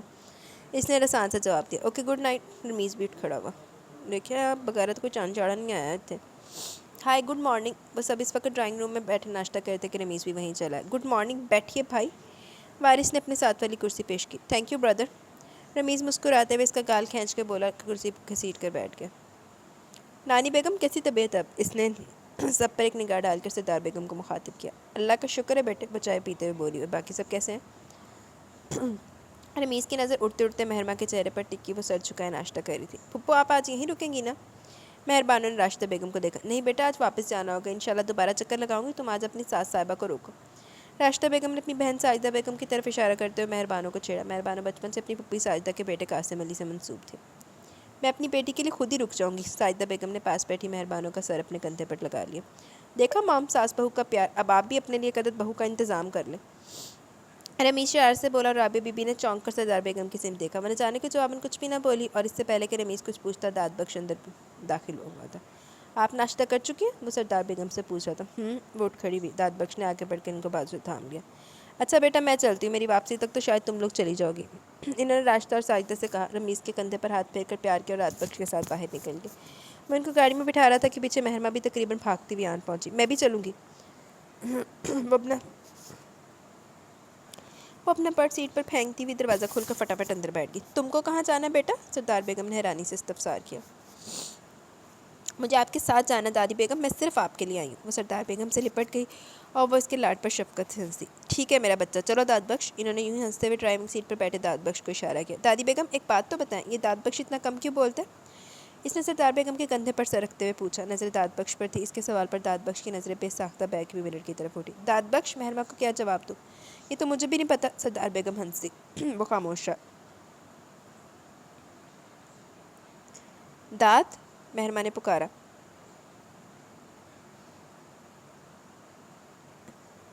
جی مہرما بی بی۔ اس کے جواب میں وہی نبات اللہ سے احترام تھا۔ میں تم سے چھوٹی ہوں، مجھے بی بی مت کہا کرو۔ وہ چڑ کر بولی۔ میں آپ سے بڑا ہوں، مجھے داد بخش کہا کریں۔ اس نے کہا، مجھے جو اچھا لگتا ہے میں وہی کہوں گی۔ وہ سختی سے بولی، اور جو مجھے مناسب لگتا ہے میں بھی وہی کہوں گا۔ وہ بھی اپنے کہے پر قائم تھا۔ دادی بیگم، اس نے جھنجھلا کر سردار بخش بیگم کو دیکھا۔ داد بخش، میری یہ پوتی بڑی بے وقوف ہے۔ انہوں نے مہرما کو اپنے ساتھ لپٹاتے ہوئے پیار سے کہا۔ جی ان کی اس خوبی کے ثبوت ملتے رہتے ہیں مجھے۔ وہ ذرا آہستگی سے بولا۔ گاڑی روک کر مجھے یہیں راستے میں اتار دو، میں واپس حویلی چلی جاتی ہوں، مجھے آپ لوگ کے ساتھ نہیں جانا۔ اس نے ناراضگی کا اظہار کیا۔ ہو اتنے تنوں چھوڑ کے جاوے رستے چ شہر آ چکا ہے مہرما بی بی، آپ کو وین میں بٹھا دیتا ہوں، سیدھی گاؤں جاتی ہے۔ سردار بیگم مسکراتی۔ ہسپتال آ چکا تھا۔ داد بخش نے نیچے اتر کر پچھلی سائڈ کا دروازہ کھولا اور پھر انہیں سہارا دے کر اترنے میں مدد دی تھی۔ وہ اپنے مقررہ وقت پر پہنچے تھے۔ ڈاکٹر اپنے روم میں تھا، اس لیے ہسپتال پہنچتے نرس داد بیگم کو اندر ایکس رے کے لیے لے گئی اور وہ دونوں ویٹنگ روم میں رہ گئے۔ مہرما صوفے پر دھنس کر بیٹھ گئی، لیکن داد بخش بیٹھنے کی بجائے کلاس وال کے پاس جا کھڑا ہوا۔ وہاں سے باہر ریسیپشن کا منظر نظر آ رہا تھا۔ ریسیپشن پہ 2 لڑکیاں کھڑی تھی، کافی خوبصورت اور اسٹائلش۔ وہ اسپتال میں نئے آنے والوں کو گائیڈ کر رہی تھیں۔ انتہائی پروفیشنل سا انداز تھا ان کا۔ داد بخش نے جانے کے سوچتے ہوئے بے دھیانی میں ان کی طرف دیکھے گیا تھا۔ وہ پنک دوپٹے والی زیادہ خوبصورت ہے نا؟ اچانک اس کے بہت قریب سے مہرما کی آواز ابھری۔ داد بخش نے چونک کر دیکھا، وہ اس کی نظروں کے تعاقب میں ریسیپشن پر کھڑی لڑکیوں کو دیکھ رہی تھی۔ پتہ نہیں تمہیں کچھ پتہ بھی ہے؟ وہ جل کر بولی۔ اتنے میں سردار بیگم بھی چیک اپ کروا کے ایکس رے روم سے نکل آئے۔ کچھ کھانے پینے کے لیے بھی ملے گا یا نہیں؟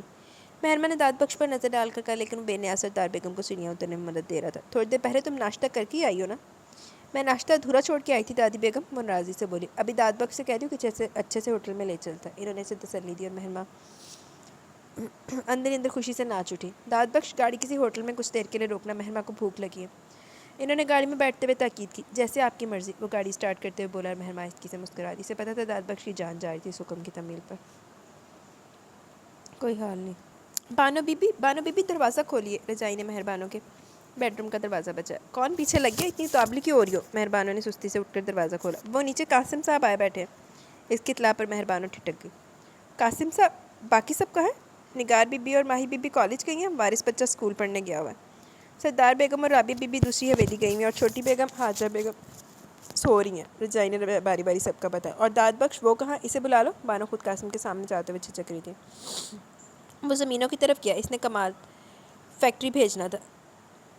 رضائی کے پاس سب کی خبر تھی۔ اچھا تم چائے بنواؤ، میں آتی ہوں۔ مہربانو واپس پلٹی، اپنا دوپٹہ اٹھا کر اچھی طرح اڑتی ہوئی باہر نکل آئے۔ السلام علیکم۔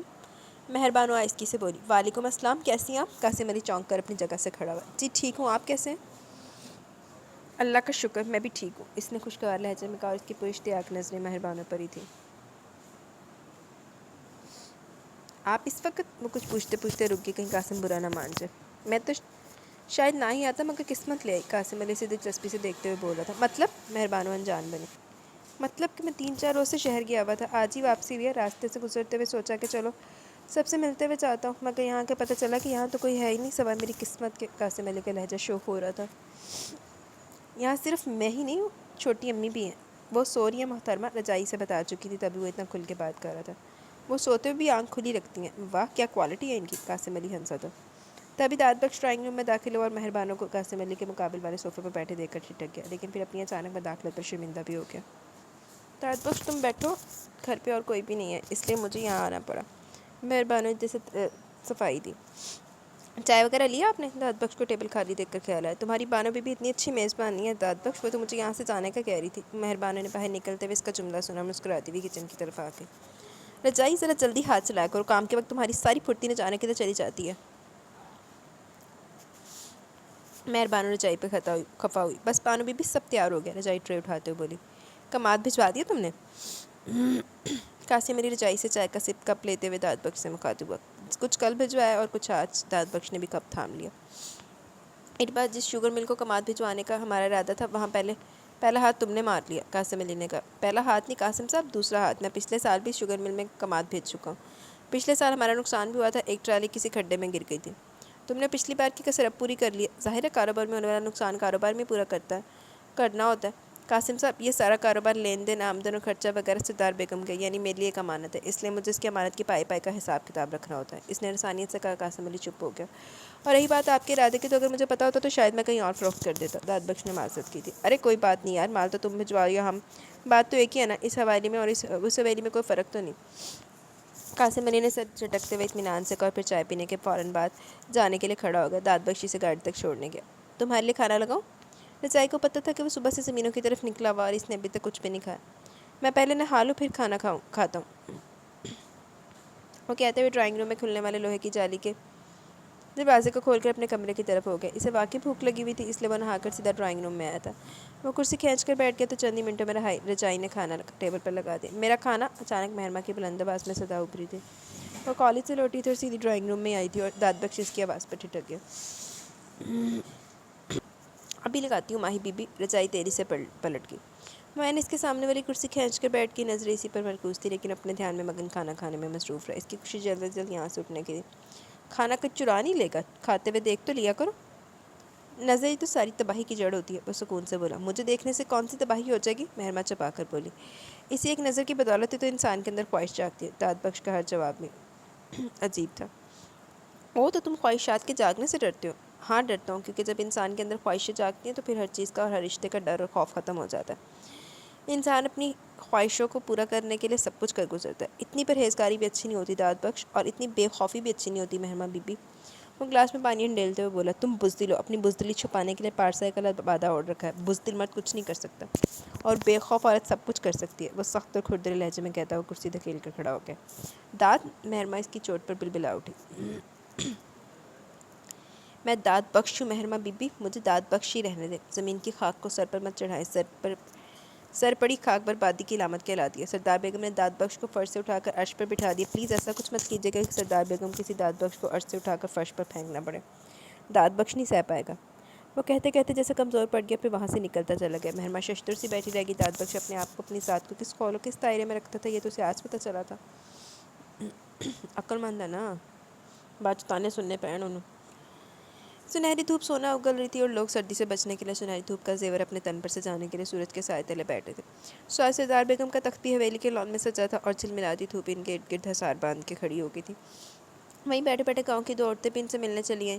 رکھی اللہ آج دھوپ نکلی ہے تو چاول ہی صاف کروا کے رکھوا لو، سردار بیگم تکیے کے سہارے ذرا سا اٹھتے ہوئے بولی۔ جی سردار بیگم، میں بھی یہ سوچ رہی تھی، رکھی گھٹنوں پر زور ڈالتے ہوئے بولی۔ رجائی اجو اور رفیق سے کہو چاولوں کی بوریاں نکال کر یہاں رکھ جائیں، میں یہاں کپڑا بچھواتی ہوں، رکھی نے ہدایت دی۔ رکھی نے بڑا سا موٹا کپڑا بچھایا اور رجائی اجو اور رفیق وغیرہ سے کہہ کر گودام سے چاولوں کی بوری نکلوا کر لے آئے۔ میں بھی ہاتھ بٹا دوں؟ گاؤں کی ایک عورت نے اٹھتے ہوئے کہا۔ ارے نہیں رکیہ، بیٹھو تم مہمان ہو یہاں، سردار بیگم نے اس عورت کو روک دیا۔ یہ تو آپ کا بڑا پن ہے سردار بیگم، وہ عورت اتنی عزت پر بڑی خوش ہوئی تھی۔ ہم دونوں آپ کے پاس کسی کام سے آئے تھے، اس عورت نے ذرا ٹھہر کر تمہید باندھی۔ ہاں بولو کیا کام ہے؟ وہ جی دراصل میرا بیٹا گاؤں کے اسکول میں 10 جماعتیں پڑھ چکا ہے، اب شہر کے کالج میں پڑھنا چاہتا ہے، لیکن ہمیں شہر کے کالج میں داخلے وغیرہ کا کچھ بھی نہیں پتہ، اس لیے ہم چاہتے ہیں کہ آپ اس کا داخلہ کروا دیں۔ انہوں نے ذرا جھجک کے کہا۔ وہ لوگ اتنی چھوٹی سی بات کے لیے اتنے زیادہ پریشان ہوتی؟ سردار بیگم مسکرا دی۔ تم پریشان نہ ہو، میں داد بخش سے کہوں کہ وہ تمہارے بیٹے کا داخلہ کروا دے گا، بس 10ویں جماعت میں اس کے نمبر اچھے ہونے چاہیے۔ یہ نہ چائے، رجائی ٹرے میں چائے اور بسکٹ سجائے آگے۔ یہی تو اس حویلی کی خاصیت تھی کہ ہر آنے والے کی عزت اور قدر کی جاتی تھی، چاہے وہ کوئی فقیر ہوتا، چاہے گاؤں کی کوئی کمی کمین، چاہے اپنا کوئی قریبی عزیز۔ بہت مہربانی سردار بیگم، بہت بہت مہربانی، وہ مشکور ہونے لگی۔ سردار بیگم ان کے ساتھ باتوں میں مصروف تھی، جب حویلی کا گیٹ کھلا، ایک چمچماتی پجارو اندر داخل ہوئی، پھر اس میں سے رمیز کا چہرہ نمودار ہوا۔ رمیز؟ سردار بیگم اسے دیکھ کر چونک گئی، وہ پودوں کی باڑ پھیلان کر لان کی طرف ہی آیا تھا۔ السلام علیکم، اس نے قریب آتے اونچی آواز میں سلام کیا۔ وعلیکم السلام، آؤ میرا بچہ بیٹھو۔ وہ کوہنی پہ زور دیتے ہوئے اٹھ کر بیٹھ گئی۔ کیسی ہیں آپ؟ وہ ان کے پاس تخت پر ہی بیٹھ گیا۔ اللہ کا شکر ہے بیٹا ٹھیک ٹھاک ہو. تم سناؤ ماں کیسی ہے تمہاری؟ وہ بالکل فٹ ہے. ہاں آپ کو سلام کہہ رہی تھی. اس نے یاد آنے پہ کہا. وعلیکم السلام. تمہارا باپ کہاں ہوتا ہے آج کل؟ سالوں گزر گئے اس نے تو کبھی شکل ہی نہیں دکھائی.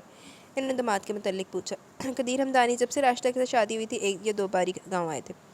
پاپا اپنے بزنس میں بزی ہوتے, کبھی سنگاپور, کبھی ہالینڈ, کبھی امریکہ, کبھی دبئی. اتنے دن تو ہم بھی ان کی شکل نہیں دیکھتے, آپ بھلا کیا دیکھیں گی؟ رمیز دلچسپی سے ہنسا. اور وہ جو تمہاری ماں نے اس کے ساتھ پسند سے شادی کی تھی وہ کیا ہوئی؟ اتنے دن اپنی شکل نہیں دکھاتا تو اس کی شکل کے خاک دیکھے گا؟ کیا گھر کی چمکتی دمکتی دیواروں کو دیکھتے کہ خوش ہوتی رہتی ہے؟ وہ دونوں عورتیں اٹھ کر جا چکی تھی, اس لیے سردار بیگم نے رمیز کے ساتھ کھل کے بات کری تھی. وہ گھر بیٹھیں گی تو گھر کی دیواریں دیکھیں گی نا, پاپا سے زیادہ ماما خود بزی ہوتی ہیں. رمیز نے کندھے اچکا کر ہنستے ہوئے کہا. کیا مطلب؟ وہ چونکی. کچھ نہیں, آپ یہ بتائیں باقی سب کہاں؟ اس نے ٹال دیا. تمہاری پھپھی اندر ہے, آرام کریے, ملنا چاہو تو جا کر مل سکتے ہو. بچیاں کالج گئی ہیں اور وارث اسکول گیا ہوا ہے. نہیں میں تو ابھی چینج کروں گا, پھر باقی سب سے ملوں گا. بوٹ کھڑا ہوا. رہو گے؟ جی نانی بیگم یونیورسٹی سے چھٹیاں تھیں اس لیے سوچا کہ اس بار چھٹیاں آپ کے ساتھ گزاروں گا. اس نے مسکرا کر کہا. رجائی سے کہو وہ تمہارے لیے کمرہ کھول دے گی. انہوں نے اشارہ کیا. رمیز سر ہلاتے ہوئے اندر آ گیا تھا. سردار بیگم دور تک اس کی پشت کو دیکھتی رہی, ورنہ جانے کی سوچ میں گم تھی. اس کالج کے گیٹ سے باہر کھڑے آدھا گھنٹہ ہو چکا تھا اس کا انتظار کرتے ہوئے, لیکن ابھی بھی اس کی آمد کے دور دور تک بھی امکان نظر نہیں آ رہے تھے. وہ کوئی تیسری بار کھڑی دیکھ رہی تھی. مہربانو یونیورسٹی سے مہر نگار کالج سے فارغ ہو چکی تھی, اس لیے اجو ان کو لے گیا تھا, لیکن مہرماں آج تھوڑی لیٹ ہو گئی تھی, اس لیے اس کو پک کرنے کی ذمہ داری داد بخش پر آ گئی. مہرماں نے خود اسے کال کر کے کالج سے پک کرنے کا کہا, لیکن اب پچھلے آدھے گھنٹے سے اس کا کوئی اتا پتہ نہیں تھا. داد بخش چاہتا تو اس کے نمبر پر کال کر کے پوچھ بھی سکتا تھا, لیکن وہ خود سے اس کے نمبر پر کال بھی تو نہیں کرنا چاہتا تھا. جس دائرے میں خود کو قید کیے ہوئے تھا بس اسی دائرے میں رہنا چاہتا تھا, لیکن اس کی آمد میں اتنی تاخیر اسے پریشان کری تھی. وہ گاڑی کا دروازہ کھول کر گیٹ نیچے اترا, گیٹ سے باہر کھڑے چوکیدار کے پاس چلا گیا. لیکن اس سے پہلے کہ وہ چوکیدار سے کوئی استفسار کرتا, اندر سے دوسرے چوکیدار نے گیٹ کھولا اور لڑکیوں کے ٹولے نمودار ہونا شروع ہو گئے. داد بخش تھوڑا سائڈ پہ ہو گیا. ہائے داد. مہرماں اسے دور سے دیکھ کے چہکی تھی اور وہیں سے ہاتھ ہلایا. یہ داد کون ہے؟ اس کے کلاس فیلو نے پوچھا. کون ہو سکتا ہے؟ جواباً مہرماں شرارت سے بولی. تمہارا منگیتر؟ زنیرہ نے قیاس کیا. مہرماں کھلکھلا کر ہنسی. منگیتر ہے تو نہیں, مگر دعا کرو ہو جائے. اوہ یعنی ابھی کوئی چکر چل رہا ہے؟ وہ میانی کھیجی سے بولی. یار کوشش تو کر رہی ہوں مگر چل نہیں رہا. امیزنگ یار, تمہاری خوبصورتی تمہاری دلکشی نے اسے متاثر نہیں کیا؟ وہ خود کسی سے کم ہے کیا؟ کیا شہانہ پرسنالٹی ہے. صرف پرسنالٹی شہانہ ہے, وہ خود کہیں سے شہانہ نہیں. انتہائی عاجز پرہیزگار متقی سا بندہ ہے. تمام عورتیں سے اپنی ماں اور بہن نظر آتی ہیں. مہرماں استضاعیہ کہتے ہوئے ہنسی تھی. اوکے اب چلتی ہوں, بیچارہ کب سے انتظار کر رہا ہے. مہرماں نے خداحافظ کہتی ہاتھ ہلا کر آگے بڑھ گئی. داد بخش نے اس کے لیے بیک ڈور کھول رکھا تھا, لیکن بیک ڈور زور سے بند کر کے فرنٹ ڈور کھول کر بیٹھی تھی. داد بخش نے ٹھٹک کر اسے دیکھا. چلو, اس نے لاپرواہی سے کہا. داد بخش نے ایک نظر مہرماں کو اور ایک نظر گیٹ سے باہر کھڑی اس کی دوستوں کو دیکھا, اس لیے خاموشی سے گاڑی سٹارٹ کر دی. تمہیں کافی انتظار کرنا پڑا ہوگا. اس نے سکون سے داد بخش کی طرف رخ موڑا. جی. اس نے صرف جی پہ اکتفا کیا. غصہ بھی آیا ہوگا؟ نہیں. اس نے نفی میں گردن ہلائی. کیوں؟ یہ تو میرا کام ہے. سردار بیگم پوری عمر کسی کا انتظار کرنے کو کہہ دے تو پوری عمر بیٹھ کر انتظار کرتا رہوں گا. یہ تو محض چند گھنٹوں کا انتظار تھا. تمہاری اپنی مرضی چاہت کچھ نہیں ہے؟ وہ ذومانی انداز سے بولی. مہرماں بی بی آپ نے اس حویلی میں آنکھ کھولی ہے, اس لیے ایسی باتیں سوچ سکتی ہیں. سردار بیگم نے مجھ پر احسان کیا, مجھے محبت دی, سہارا دیا. میرا سر ہی نہیں دل بھی ان کے سامنے جھکا. میں اپنی حیثیت بھولا نہیں ہوں. اس نے مہرماں کے سوال پہ ڈھکے چھپے انداز میں اپنی حیثیت جتا دی.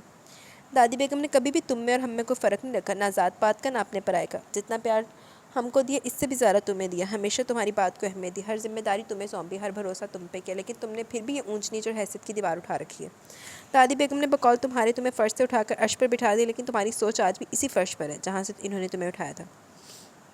مہرماں نے اسے کھری کھری سنا ڈالی. مہرماں بی بی حقیقت حقیقت ہی رہتی ہے. میں کون ہوں, کیا ہوں, مجھ سے بہتر اور کون جان سکتا بھلا. یہ تو سردار بیگم کی کرم نوازی ہے کہ انہوں نے مجھ ناچیز کو زندگی کو سنوار دیا. اور میری زندگی کا بھی یہی مقصد ہے کہ ان کی خدمت میں وقت گزاروں, انہیں سکون اور آرام دوں, نہ کہ میری ذات ان کے لیے پریشانی کا سبب بنے. اس نے کہتے ہوئے سڑک کی ایک سائڈ پر گاڑی روک دی اور نیچے اترا. آپ پلیز پچھلی سیٹ پر آ جائیں. اس نے پچھلا دروازہ کھول لیا. کیوں؟ آپ جانتی ہیں, میں صرف اتنا جانتی ہوں کہ میں تمہارے برابر بیٹھنا چاہتی ہوں. بہت دھرمی سے بولی. میں اس قابل نہیں ہوں. وہ بھی اپنی بات پر قائم تھا. مہرماں ڈیش بورڈ سے اپنا بیگ اٹھا کر تل ملاتی ہوئے اپنا غصہ ضبط کرتی فرنٹ سیٹ سے اتر کر پچھلی سیٹ پر آن بیٹھی. اس کے بیٹھتے داد بخش نے دروازہ بند کیا اور ڈرائیونگ سیٹ پر آ گیا. پھر باقی کا تمام راستہ بالکل خاموشی, اور اس کی خاموشی اس کے غصے کا اظہار تھی. داد بخش نے سکون کا سانس لیا, لیکن جیسے اس کی گاڑی حویلی میں داخل ہوئی وہ ٹھٹک گیا. سامنے روش پر بلیک پجارو کھڑی تھی. رمیز صاحب آئے؟ اس نے حیرانی سے سوچا, اس کی پجارو کے پیچھے گاڑی پارک کر دی. کیا بات ہے جناب, یہاں مہمانوں کو کمپنی دینے کا کوئی رواج نہیں ہے کیا؟ مہرماں شال اوڑے بالکنی میں کھڑی تھی اور اس کے پیچھے رمیز بھی وہیں چلا ہے. نیچے سب لوگوں کی کمپنی کم پڑ گئی تھی کہ آپ کو میری کمپنی کا خیال آ گیا؟ یہی سمجھ لو۔ وہ رمیز رومانی انداز میں مسکرا۔ پھر مایوسی ہوگی آپ کو؟ کیوں جناب؟ میرا موڈ خراب ہے، اس لیے بہتر ہے کہ آپ بھی چپ رہیں اور مجھے بھی چپ رہنے دیں۔ اور ہاں، مجھے یہ جناب شناب کہنا اچھا نہیں لگتا، احتیاط کیجیے گا، اس نے کرارا سا جواب دیا۔ تو پھر کیا کہوں؟ مہرماں، وہ دو ٹوک بولی۔ نہیں، میں تمہیں ماں ہی کہوں گا، جیسے باقی سب کہتے ہیں۔ ٹھیک ہے۔ ویسے تمہارا موڈ کیوں آف ہے؟ رمیز نے اسے گہری نظروں سے دیکھتے ہوئے پوچھا۔ میں ذرا پرسنل سوال پسند نہیں کرتی، مہرماں ناگواری سے بولی۔ رمیز نے ذرا سٹ پٹا کر اسے دیکھا۔ وہ ذرا ضدی اور ہٹ دھرمی نہیں، خاصی منہ پھٹ بھی تھی، اور کسی منہ پھٹ سے مربت کی توقع رکھنا انتہائی عبث تھا۔ رمیز کو خاصا مشکل پروجیکٹ لگی تھی وہ۔ آج تو خاصی روڈ بھی ہو رہی ہو۔ پلیز رمیز بھائی، وہ جھنجھلا کے بولی۔ صرف رمیز بھی کہہ سکتی ہو۔ اوکے رمیز صاحب، پلیز آپ کو برا لگے گا لیکن میں مجبور ہوں، آپ سے ٹھیک طرح سے بات نہیں کر پاؤں گی، آپ نیچے چلے جائیں، بانو نگار وغیرہ آپ کو کمپنی دیں گی۔ رمیز کو تاوا آ گیا لیکن پھر نظر انداز کر گیا۔ اوکے میں چلتا ہوں، لیکن اس امید کے ساتھ کہ صبح تم سے فریش موڈ کے ساتھ ملاقات ہوگی۔ رمیز وہاں سے چلا گیا لیکن مہرباں وہیں بالکنی میں کھڑی رہی۔ اسے کھڑے کھڑے کافی دیر گزر گئی تھی جب مہربانو اندر آئی۔ کیا بات ہے؟ کیا آج پھر داد بخش کے ساتھ کوئی جھگڑا ہوا ہے؟ مہربانوں نے چھوٹتے استفسار کیا۔ تمہیں کیسے پتہ؟ مہربان نے مہربانوں کو حیرانی سے دیکھا۔ پوری حویلی میں ایک وہی تو ہے جو تمہاری بات سے اختلاف کرتا ہے، یقیناً آج بھی ایسا ہی کچھ ہوا ہوگا۔ آج تو تم کالج سے اکیلی اس کے ساتھ آئی ہو۔ مہربانوں کافی گہرائی سے مشاہدہ کیا اور درست اندازہ لگایا تھا۔ مہربان تم جس راستے پر چل رہی ہو، انجام سوچا تم نے؟ مہربانوں کا لہجہ سنجیدہ تھا۔ انجام کوئی بھی نہیں سوچتا، اور جو انجام سوچتا ہے وہ آغاز بھی نہیں کرتا۔ وہ بھی مہربانوں کے قریب آ کھڑی ہوئی۔ وہ زمانے اور تھے ماہی جہاں لوگ دل کے کہے پر چل پڑتے تھے۔ یہ زمانہ اور ہے، یہاں ہر کام باقاعدہ پلاننگ سے اور سوچ سمجھ کر کیا جاتا ہے، کیونکہ یہ زمانہ بہت فاسٹ ہے، انتہائی تیز رفتار اور تیز دھار۔ یہاں منہ کے بل گرنے کا اور کچلے جانے کا خدشہ زیادہ ہوتا ہے۔ مہربانوں نے اسے سمجھانے کی کوشش کی۔ تم کہنا کیا چاہتی ہو؟ یہی کہ تم اپنی نادانی اور بے وقوفی سے باز آ جاؤ۔ جسے تم بے وقوفی اور نادانی کا نام دے رہی ہو وہ میرے دل کی خوشی ہے، مانو۔ مہرماں تڑپ کر بولی تھی۔ تمہارے دل کی خوشی دادی بیگم کے دل کا آزار بن جائے گی مہرماں، اور وہ مفت میں مارا جائے گا۔ یہ اونچی حویلیوں والے اپنی خودسر بیٹیوں پر الزام نہیں ڈالتے، ان کے عتاب کا نشانہ غریبوں کے فرزند بنتے ہیں۔ دادی بیگم ہم سب کے لیے کتنی نرم کو صحیح، لیکن اس معاملے میں ان کا جلال بھی دیکھنے والا ہوگا، اور نشانہ داد بخشی بنے گا۔ مہربانوں نے حقیقت پسندی سے کام لیتے ہوئے اسے سب صاف صاف بتایا۔ مہربان کتنی دیر کچھ نہیں کہہ سکی۔ بس عشق نے دماغ خراب کرتا کڑی دو۔ رجائی، داد بخش کہاں ہے؟ 2 دن سے کہیں نظر نہیں آیا۔ مہرماں کالج سے واپسی پر لنچ کرنے کے لیے بیٹھی تو بے ساختہ ہی پوچھ لیا۔ 2 دن سے ان دونوں کا کوئی آمنا سامنا نہیں ہوا تھا۔ اس بیچارے کی تو طبیعت بہت خراب ہے۔ حاجہ بیگم ڈرائنگ روم میں داخل ہوتے ہوئے اس کی بات سن چکی تھی، لیکن مہربان کے جواب پر بری طرح چونکی۔ کیا ہوا داد بخش کو؟ اس نے دوسری بار بھی رجائی کو مخاطب کیا۔ 2 دن مزدوروں کے پیچھے بھاگ دوڑ کرتا رہا، زمینوں پر ہل چلانا تھا۔ آدھا کام مزدوروں نے کیا، آدھا اس نے خود کیا۔ شام کے واپس آ کر نہانے گھس گیا۔ اتنی مشقت کرنے کے بعد جسم گرم تھا، اس لیے ٹھنڈے پانی سے نہانے کی وجہ سے بخار ہو گیا۔ ابھی اسے چائے دے کر آئی ہوں، اس کا گلا بھی خراب ہو رہا تھا۔ رجائی نے کافی تفصیلی جواب دیا۔ مہرماں کی پریشانی 2 چند ہوگی، لیکن حاجہ بیگم کی موجودگی کے باعث اظہار نہیں کیا۔ بہت ہی محنتی اور اچھا بندہ داد بخش، سردار بیگم کو ایسا ملازم آنے والی کئی نسلوں میں بھی نہیں ملے گا۔ حاجہ بیگم نے تنزیہ سراہا۔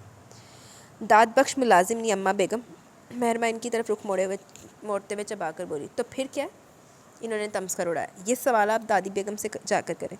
داد بخش میرا بیٹا ہے، میرا پوتا ہے، میرا نواسہ، اور کتنے رشتے بتاؤں؟ سردار بیگم کی سماعتوں سے بھی حاجہ بیگم کی آواز دور نہیں رہ سکی۔ وہ داد بخش کے لیے رجائی کو یخنی بنانے کا کہنے آئی تھی، اور یہ کام ان کے لیے اتنا اہم تھا کہ وہ خود اپنے کمرے سے اٹھ کر یہاں تک آ گئی تھی۔ یعنی داد بخش اس حویلی میں وارث کا حصے دار ہے؟ جاگیر و جائیداد کا بٹوارا ہوا تو دونوں کو برابر کا حصہ ملے گا۔ حاجہ بیگم اپنے سینے میں سالوں سے پھانس کی طرح اٹکا سوال آج بے ساختہ زبان تک لے۔ اس حویلی کی وارث اور خوددار میں، اور حقدار میں خود ابھی زندہ ہوں، اور اس حویلی کے وارث اور حقدار کا حصہ میں خود کروں گی، فیصلہ میں خود کروں گی۔ اور ایک بات کان کھول کے سن لو بہو بیگم، اس حویلی اور جائیداد سے سب کو برابر کا حصہ ملے گا۔ میں 4 گاؤں کے لوگوں میں بیٹھ کر حصہ دوں گی۔ سردار بیگم سختی سے کہہ کر رجائی کو لیے وہاں سے چلی گئی۔ حاجہ بیگم ناگن کی طرح پل کھا رہی تھی۔ بھری جوانی میں بیوقی کے بعد ان کی آنکھوں نے اگر کوئی خواب دیکھا ہی تھا تو وہ اس حویلی اور جاگیر پر راج کرنے کا خواب تھا، اور یہ حویلی چھوڑ کر بھی جا سکتی تھی، لیکن اپنے بیٹے کو اور اس حویلی کو چھوڑنے کا حوصلہ نہیں ہوا تھا۔ اس کے تصور میں یہ حویلی اور راجدھانی سردار بیگم کے بعد ان کی ملکیت تھی، لیکن سردار بیگم تو نہ جانے کیا کیا سوچے بیٹھی تھی۔ ویسے ادھر دیجیے، پہلے میں سمجھ نہیں آتی کہ جی ایک عورت کی خصلت نظر آ رہی کہ کس خصلت دی کس کیٹیگری دی عورت ہے، تو پھر انہوں لے کے آنا اپنے گھر ایز اے بہو بنا کے، عقل تے پتھر ادھر ہی پہن دیا۔ وہ عجیب سی کشمکش کا شکار تھی، دل بے چینی اور اضطراب کے گھیرے میں تھا۔ دل جس پہ آمادہ تھا، دماغ اس پہ انکاری ہو رہا تھا۔ سوچیں بھی اس طرح مضطرب سی محسوس ہو رہی تھی۔ کافی دیر وہ بستر پر لیٹی یوں ہی کروٹیں بدلتی رہی، اور بلاخر اٹھ کر بیٹھ گئی۔ اپنے دھیان کو اس کی سوچ سے ہٹانے کے لیے اس نے ایک جتن کیا اور ٹیلی ویژن آن کر کے بیٹھ گئی۔ تقریباً 5 منٹ وہ چینل سرچ کرتی رہی، پھر ریموٹ بیڈ پر اچھال کر اٹھ کھڑی ہوئی، الماری کے پاس کی اور اپنی گرم شال نکال کر اوڑھتی ہوئی کمرے سے باہر نکل آئی۔ باہر ہر طرف ملچکا سا اندھیرا پھیل رہا تھا. وہ آہستگی سے سیڑھیاں اترتی ڈرائنگ روم میں کھلنے والے دروازے کے پاس آ گئی. یہ دروازہ کھلتے ہوئے بند ہوتے ہوئے اچھی خاصی آواز پیدا کرتا تھا. اس کی چڑچڑاہٹ دور تک سنائی دیتی. مہربان نے ہینڈل تھام کر جیسے دروازے کو اپنی طرف کھینچ کر کھولا. اس کی بلند آواز میں ابھرنے والی چڑچڑاہٹ پورے ڈرائنگ روم میں گونجی تھی اور اس دروازے کو کوستی ہوئی داد بخش کے کمرے کی راہداری میں داخل ہوئی. لیکن جیسے ہینڈل کو چھوا دروازے نے بند ہوتے ہوئے بھی وہی احتجاج بلند کیا. منحوس. وہ بڑبڑاتی ہوئی داد بخش کے بیڈ روم کے سامنے آ رکی. ایک لمحے کے لیے ٹھہر کر اپنا موڈ درست کیا اور پھر دروازے پہ ہلکا سا دباؤ ڈالا. دروازہ کھلتا چلا گیا. داد بخش کبھی بھی اپنے بیڈ پر روم کا دروازہ اندر سے بند کر کے نہیں سویا تھا.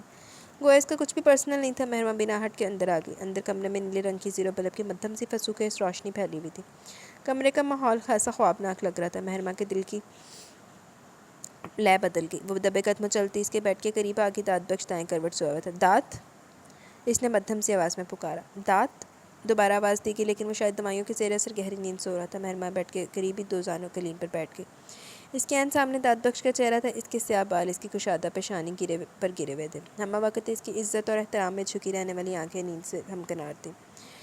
سیاہ گھنی مونچھوں تلے دبے کٹاؤدار ہونٹ نرمی سے بھینچے ہوئے تھے اور وہ 2-3 دن کی بڑی ہوئی شیو بھی مہربان کی میخ نگاہ سے مخفی نہیں رہ سکی. داد بخش نہ جانے کس ماں کے لالو تمہاری جوانی تو اس نے دیکھی نہیں. دیکھ لیتی تو فخر کرتی. تمہیں پیدا کرنے پہ اتراتی. آہستگی سے اپنے ہاتھ شال سے نکالا اور اس کی پیشانی سے بال ہٹا کر اس کی پیشانی پر رکھتی ہے.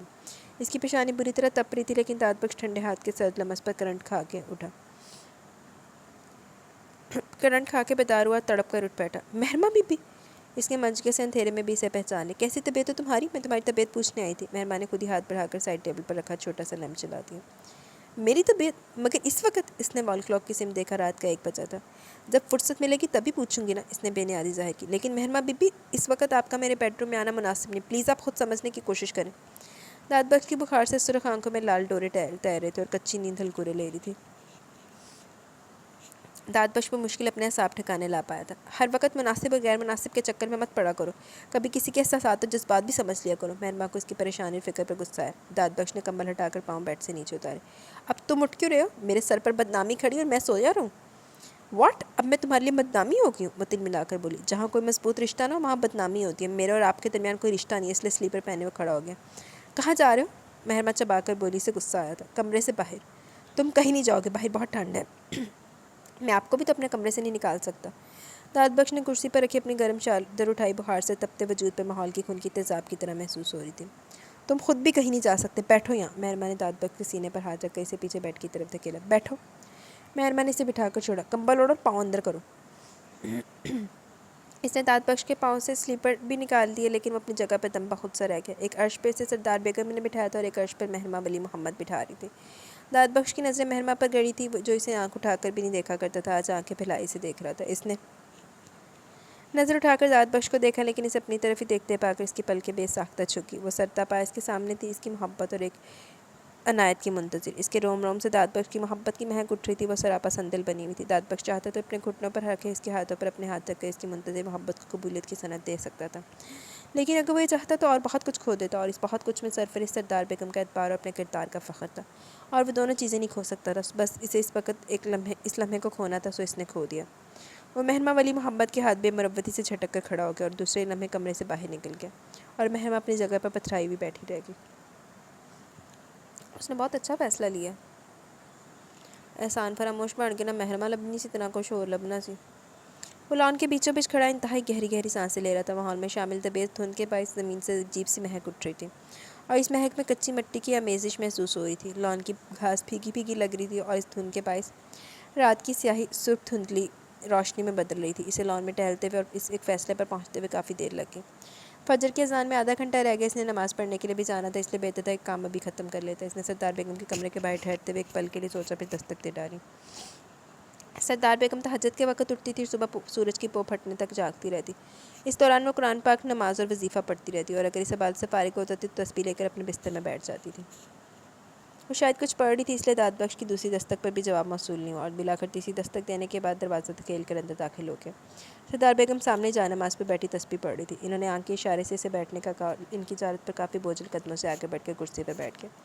اللہ کے حضور دعا مانگ کر داد بخش کی طرف متوجہ ہوئی. تم ٹھیک تو؟ انہوں نے تشویش پر لہجے میں پوچھا. جی ٹھیک ہوں. کہاں سے آ رہے ہو؟ باہر لان سے. کیوں خیریت؟ تمہاری تو طبیعت خراب تھی. پھر اتنے سرد موسم میں باہر کیوں چلے گئے؟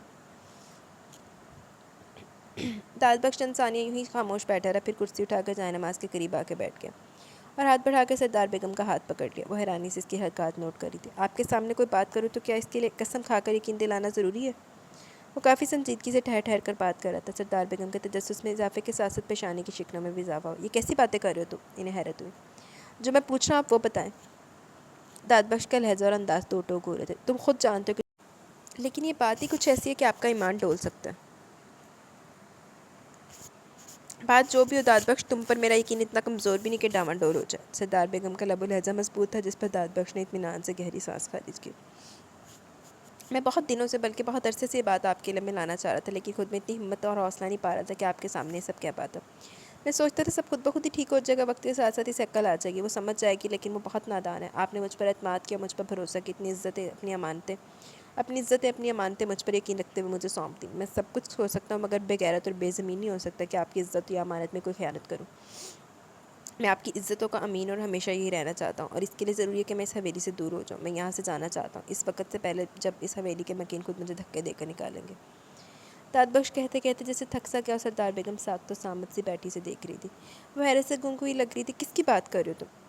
कुछ देर बाद वो सरगोशी में बोली, महरमा बीबी की। इनके अंदेशों की तस्दीक हो गई। सरदार बेगम ज्यों की तू बैठी रह गई। पहले कभी क्यों नहीं बताया? इनकी आवाज़ किसी कुएं से आती महसूस हुई। पहले बात कभी इस नौबत तक नहीं पहुंची थी। नौबत? इन्होंने इस्तफहामिया नज़रों से देखा। आज रात वो मेरे कमरे में आ गई थी मेरी इयादत के लिए। मुझे पता ही नहीं चला कि वो कब आई। मैं दवाइयों की वजह से नींद में था। पता तो तब चला जब महरमा बीबी ने मेरी पेशानी पर हाथ रखा। दाद बख्श ने आज सारे राज अयां कर दिए थे और अपने ज़मीन पर रखा बोझ भी उतार फेंका था। अब सरदार बेगम चाहे जो भी फैसला सुनाती, मगर वो हल्का फुल्का और आज़ाद हो चुका था। अब इसके ज़मीन पर कोई बोझ नहीं था कि वो सरदार बेगम से कुछ छुपा रहा। आप प्लीज़ मुझे यहाँ से दूर भेज दें, इसने फिर कहा था। इन्हें गुस्साया था। तो मैं क्यों भेजूँ? इसे ही ना भेज दूँ? इन्होंने खुद कलामी के से अंदाज में कहा। दाद बख्श जैसे ठिठक गया। किसे? कैसे? जैसे हर बेटी माँ बाप का घर छोड़ कर जाती है। सरदार बेगम का लहजा मजबूत और फैसला कुन था। दाद बख्श हैरत से देखता रह गया। अल्लाह, कितना टोना लगी है उन्होंने। पिछले 4-5 दिनों से सरदार बेगम गहरी सोचों में डूबी हुई थी। इन्हें समझ में नहीं आ रहा था कि अपनी इज्जत को बेदाग कैसे रखें, लेकिन ऊपर वाला साथ देने वाला हो तो सब मुमकिन हो जाता। 2 दिन हुए थे रमीज़ को वापस शहर गए हुए। आज 2 दिन बाद राशिदा बेगम अपने शौहर कदीर हमदानी के हमरा हवेली चली आई। हाजा बेगम अपने भाई को देखकर खूब आवभगत कर रही थी, जबकि राशिदा बेगम आज राबी बीबी बड़ी भाभी पर फिदा नजर आ रही थी। इन्हें बाकायदा पैगाम भेजकर कमरे से ड्राइंग रूम में बुलाया और इन्हीं से बातें की जा रही थी। इस चीज़ पर सरदार बेगम को भी हैरत हुई, लेकिन 1 घंटे बाद जब राशिदा बेगम ने अपना मुद्दा बयान किया तो सबको समझ आ गया। यहाँ तक कि ड्राइंग रूम में कदम रखते दाद बख्श के कदम भी थम गए। अम्मा बेगम, आप जानती तो है ना कि महरमा के लिए दिया हुआ रमीज़ का प्रपोजल वली भाई ने खुद कबूल किया था, जब साजिदा ने कासिम अली के लिए मेहरबानों को मांगा था। तो मैंने भी महरमा की पैदाइश के बाद यही सवाल किया था और वो खुशी खुशी मान गए थे। राशिदा बेगम की आमद का जवाब दाद बख्श के सामने खुल चुका था। वो वहाँ से उल्टे कदम वापस पलटा था। मेहरबानों बड़ी हुई तो साजिदा ने इस रिश्ते का बाकायदा ऐलान किया, मंगनी की थी, फिर तुमने ऐसा क्यों नहीं किया? सरदार बेगम का लहजा तीखा हो गया। मैं ऐसा कैसे करती अम्मा बेगम? आजकल के बच्चों को आप जानती तो हैं, ज़रा सी इनके मजाक के खिलाफ बात कर दो तो इतने इतने दिन इनके मूड ही ऑफ रहते हैं। मैं डरती थी कि न जाने बच्चों की पसंद नापसंद क्या होगी, लेकिन शुक्र है रमीज़ को खुद ब खुद ही महरमा का ख्याल आ गया। वो इसे पसंद करने लगा, शादी पर आमादा, और इसलिए आज भागी भागी चली गई। राशिदा ने चहक कर कहा। तुम और तुम्हारा बेटा तो आमादा हो, लेकिन ये भी देखना कि महरमा और महरमा की वालदा क्या कहती हैं। इन्होंने बेटी को धीरज रखने का कहा। मगर अम्मा बेगम, इसमें कहने ना कहने की बात कहाँ से आ जाती? रिश्ता तो पहले से हो चुका। राबिया भाभी भी जानती हैं, ये इस रोज़ बासी तो थी। राशिदा बेगम ने हैरत और ताज्जुब का इजहार किया। इस रोज़ और आज के रोज़ में बड़ा फ़र्क है मेरी बच्ची। लेकिन अम्मा बेगम, ज़ुबान तो वही है ना? राशिदा ने ज़ोर देकर कहा। ज़ुबान देने वाला मर चुका है। वो बेतासुर अंदाज में बोली। राशिदा बेगम अपने शौहर कदीर हमदानी फिर राबी बीबी को देख कर रह गई। ये क्या कह रही हैं आप? ठीक कह रही हूँ मैं। तुम ये रिश्ता तकरीबन भुला चुकी थी, अब अचानक कैसे याद आ गया? इस बार राशिदा थोड़ा सा किसी आ गई, लेकिन फिर संभलने में भी चंद सेकंड ही लगे। मैं बच्चों की वजह से चुप थी, और अब हम भी बच्चों की वजह से चुप है। क्या मतलब है आपका? मतलब तुम्हें सोच समझ कर बताएंगे। मगर अम्मा बेगम, राशिदा ने कुछ कहना चाहा। कुछ वक्त दो हमें। वो वहाँ से उठकर खड़ी हुई थी। ये कैसे हो सकता है? महरमा का दिमाग घूम गया था। वो एक झटके से सोफे से खड़ी होगी। ये हो चुका है। मेहरबानों ने आसानियत से कहा। मैं रमीज़ भाई के साथ शादी नहीं करना चाहती। वजह? मेहरबानों यूँ पूछ रही थी जैसे अनजान हो। वजह तुम जानती हो मेहरबानों? मैं जानती हूँ ना, दादी बेगम नहीं जानती। मेहरबानों ने कंधे झटके। तो तुम बता दो इनको, मैं किसी पर जुल्म नहीं कर सकती। जुल्म? मगर किस पे? मेहरमा को हैरानी हुई। दाद बख्श पे। इसमें दाद बख्श कहाँ से आ गया? इसमें दाद बख्श को तुम ही तो लेकर आई हो माही। तुम्हारे किए धरे की सज़ा दाद बख्श को मिलेगी।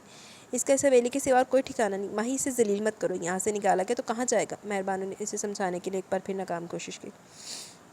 यहाँ से क्यों निकाला जाएगा? अगर दादी बेगम को वाकई से मोहब्बत है तो इसे कभी नहीं निकालेंगी। ये तो बात की बात है ना कि क्या होगा। अभी तो सिर्फ